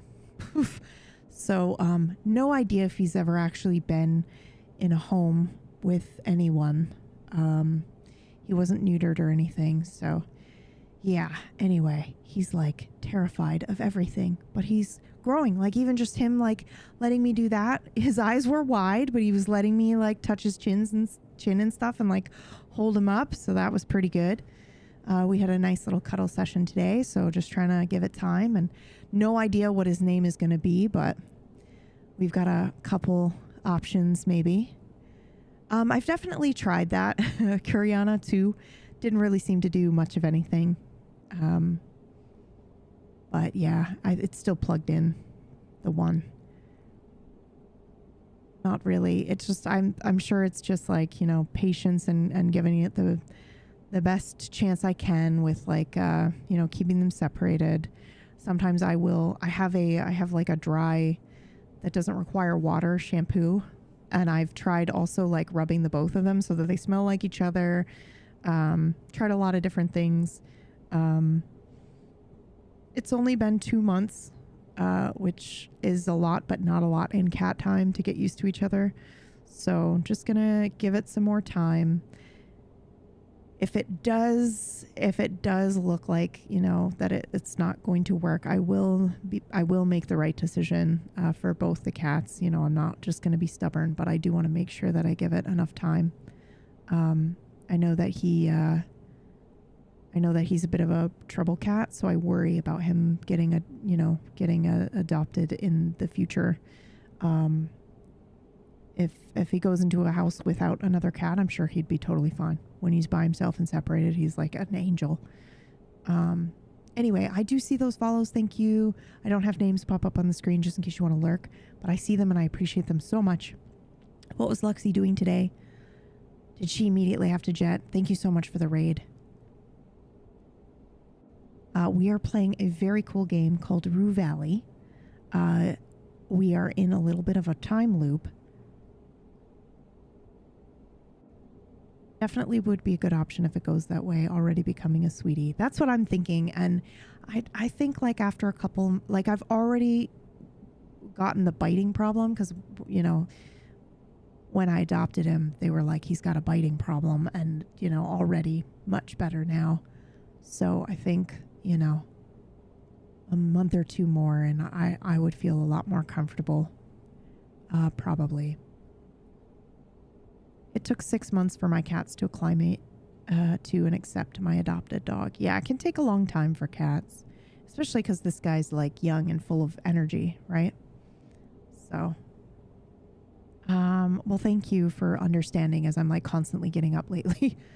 It's like I injure my back and I can't do normal stream times, and then I finally come back, and then we've got a rescue cat, and I'm like up and down, but it's better for my back that way, right? Okay, I'm going to tell him I want to learn the truth. He nods, seemingly calmer than before. I see.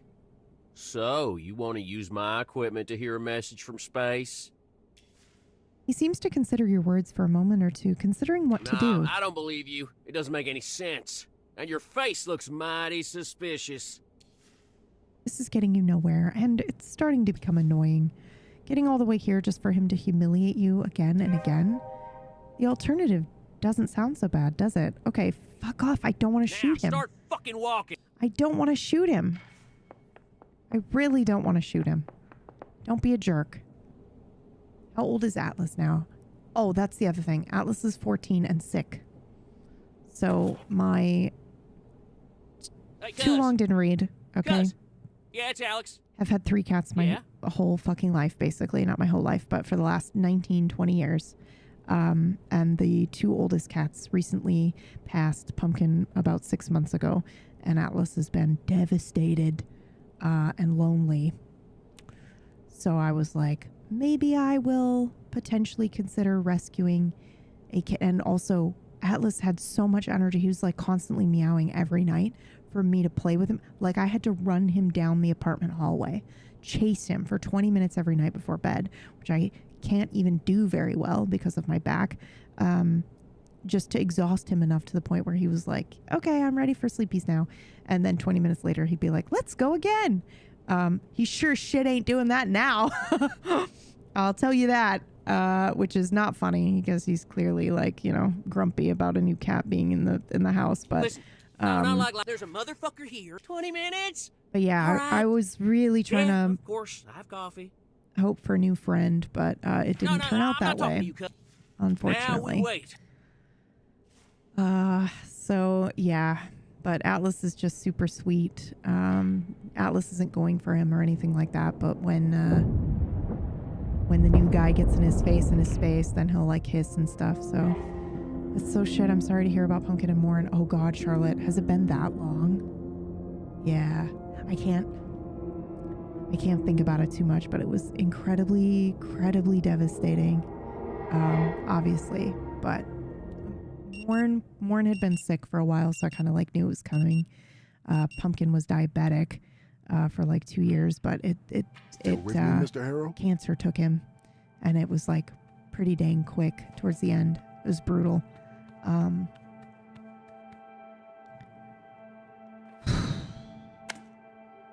There's like life before loss, and then there's life after it, where you just experience everything differently.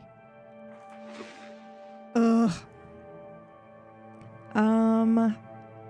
Sorry, that was very real. Let's take a deep breath.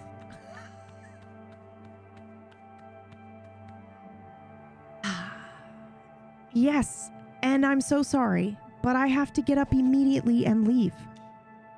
Mr. Harrow, please. I'm sorry. All right, let's see what we got here. You used Dr. Fink's tapping technique while you deliberately relived the excruciation of being shot and confronted the memory of pain on your own terms. The trauma isn't gone, but it's been contained, allowing you to enter the house again. Yet, reliving the moment also resurrected a buried detail, the faint sound of the rocket launch at the very edge of death, leaving you to wonder, did the loop pull you back at the last moment, or did it really revive you? You may never know the truth, and you're not curious enough to ever try confirming one theory or the other.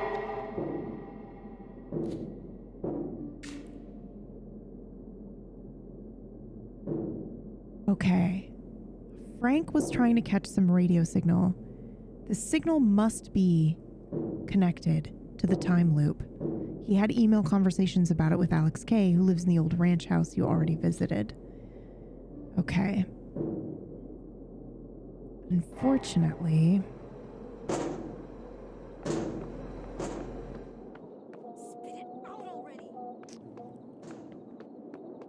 I'm kind of wondering if we can get any more information. So we're going to try knocking on this door since it's so early. And try to get the master key.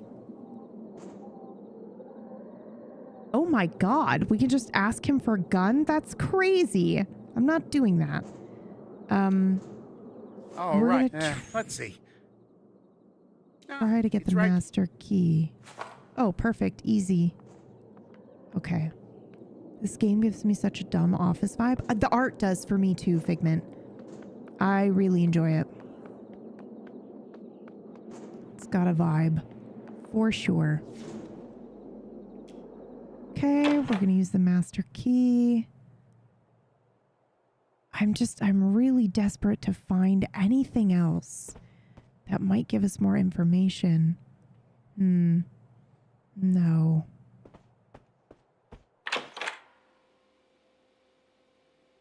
No choice but to try again, guys. I don't want to get a gun.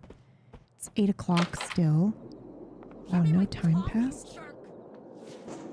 If we go to K Ranch, I think you take the gun from the closet, or from his grandfather's gun. I think you take that. That must be the option, right?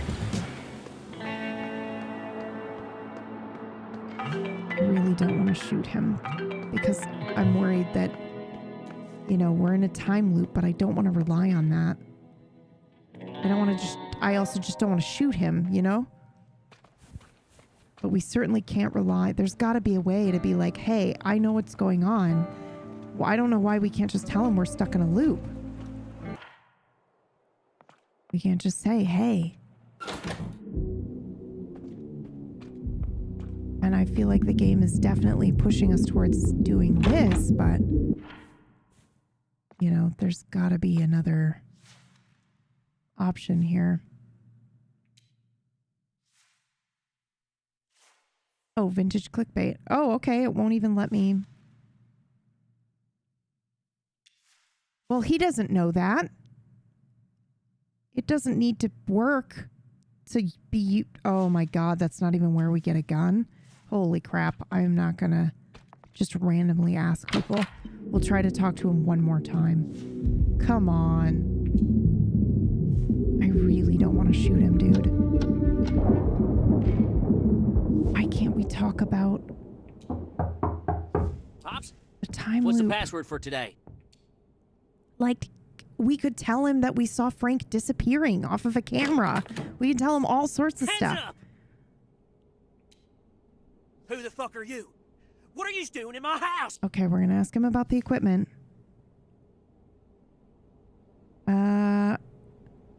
Secretive is not the way to go, but I'll do it. He laughs nervously, and you're not sure what it means. How about you show me some ID? Yes, of course. Reach for your pocket. Easy, intruder. No sudden moves or my gun will end you. He tightens his grip on the hand cannon as you reach slowly into your pocket and produce your phone. I hope you ain't planning to call someone to vouch for your ID. No, I have a picture of ID on my phone. Show him And Frank's I should simply phone. believe it's authentic without any other proof. You are not right in the head, you know that? I'm getting better. Silence! You are not getting anywhere near my equipment. Oh, come on. We're not doing that again. Fuck this guy and just Now get it over start with. Fucking walking. Fuck. They really just want us to try to shoot him, which is crazy. I like that, though. It's like really pushing you, and you really have to be like, if I weren't streaming this, I would probably be extra stubborn and really kind of push There's a 20 minutes and try a million things. But No, I'm not talking to we you. also only have like 10 minutes, not even. Now we Maybe I wait. should wait, actually. I feel like Table Story is going to go live any second now. We also need to recharge Frank's phone. So at the beginning, you extra stubborn? Yeah, that's totally you, yeah.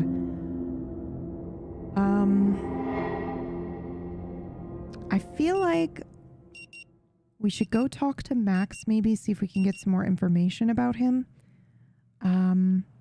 Still with me, Mr. Harrow? Yes, and I have a question.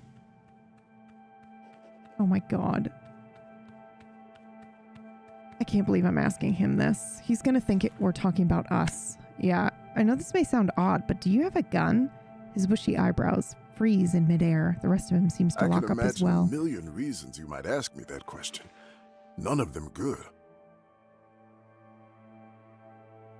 I just wanted your opinion on civilians owning firearms. Oh, I have an opinion, thank you. But that isn't the crux of the problem here. I'm still not clear on your intent. Are you planning something problematic? His eyes puncture yours. 2 neat needles or bullets, hunting for soft spots. Of course not.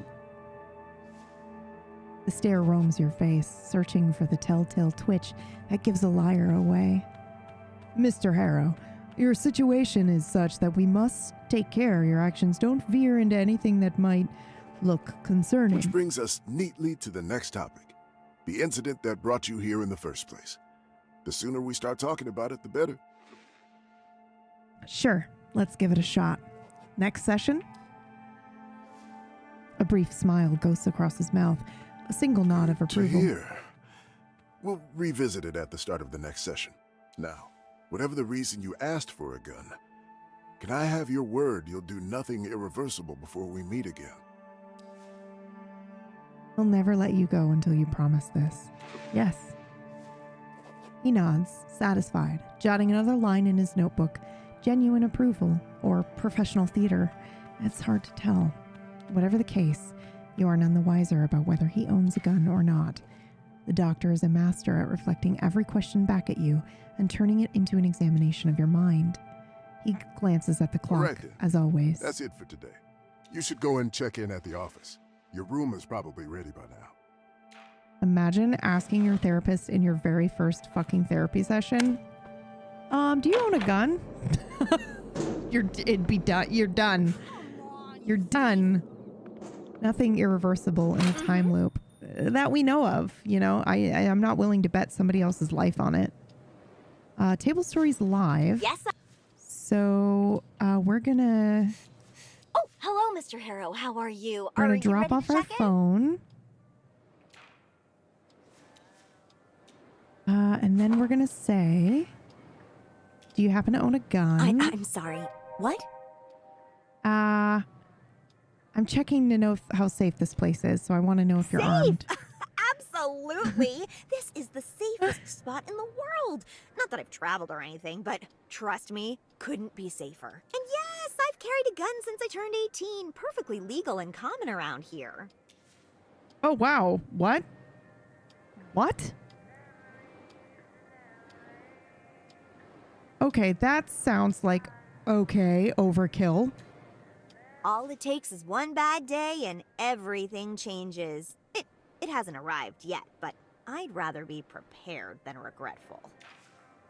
She blinks slowly, lips curved in a silent smile, as if awaiting applause or waiting for you to take the hint and leave.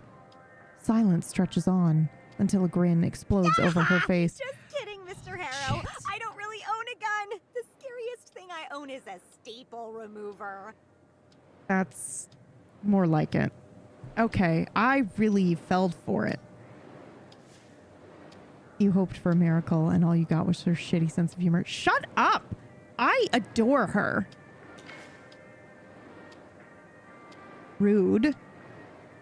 Even if I wanted to, my dad would never allow me to have a firearm. All right, so number 6. Okay, Wow. we've checked in. We got our key card. All right.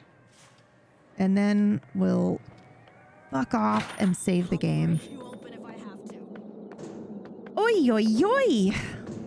All right, let's go ahead and start the raid. We're going to head on over to Table Story, guys. I have to get into costume. I have to transform myself into a Gusteau/Goblin. And then I am going to be... It's a very fun episode today, actually. If you haven't seen any of the show, now is the time to jump in. We have basically just entered like the Gold Saucer. If you're familiar with Final Fantasy, we're basically in Vegas of this custom homebrew world that the GM has made, and it's like beginning of Act 2. So there's a little bit of history there, but now's the perfect time to dive in. Thanks for the stream. Thank you guys for being here. While the raid is going through, I'm just going to go knock on this guy's door. And we'll see.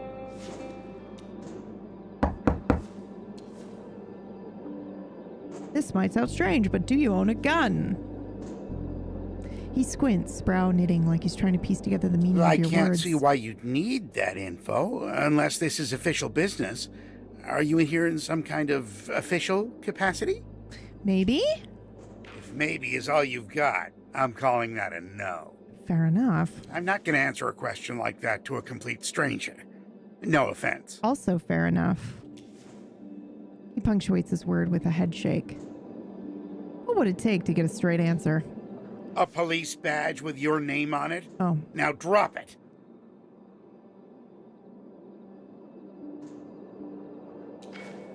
Seems like you won't convince him to answer. All right, well. Oh, let's see. Perfect. Ah, it's right there. At least we got the master key card.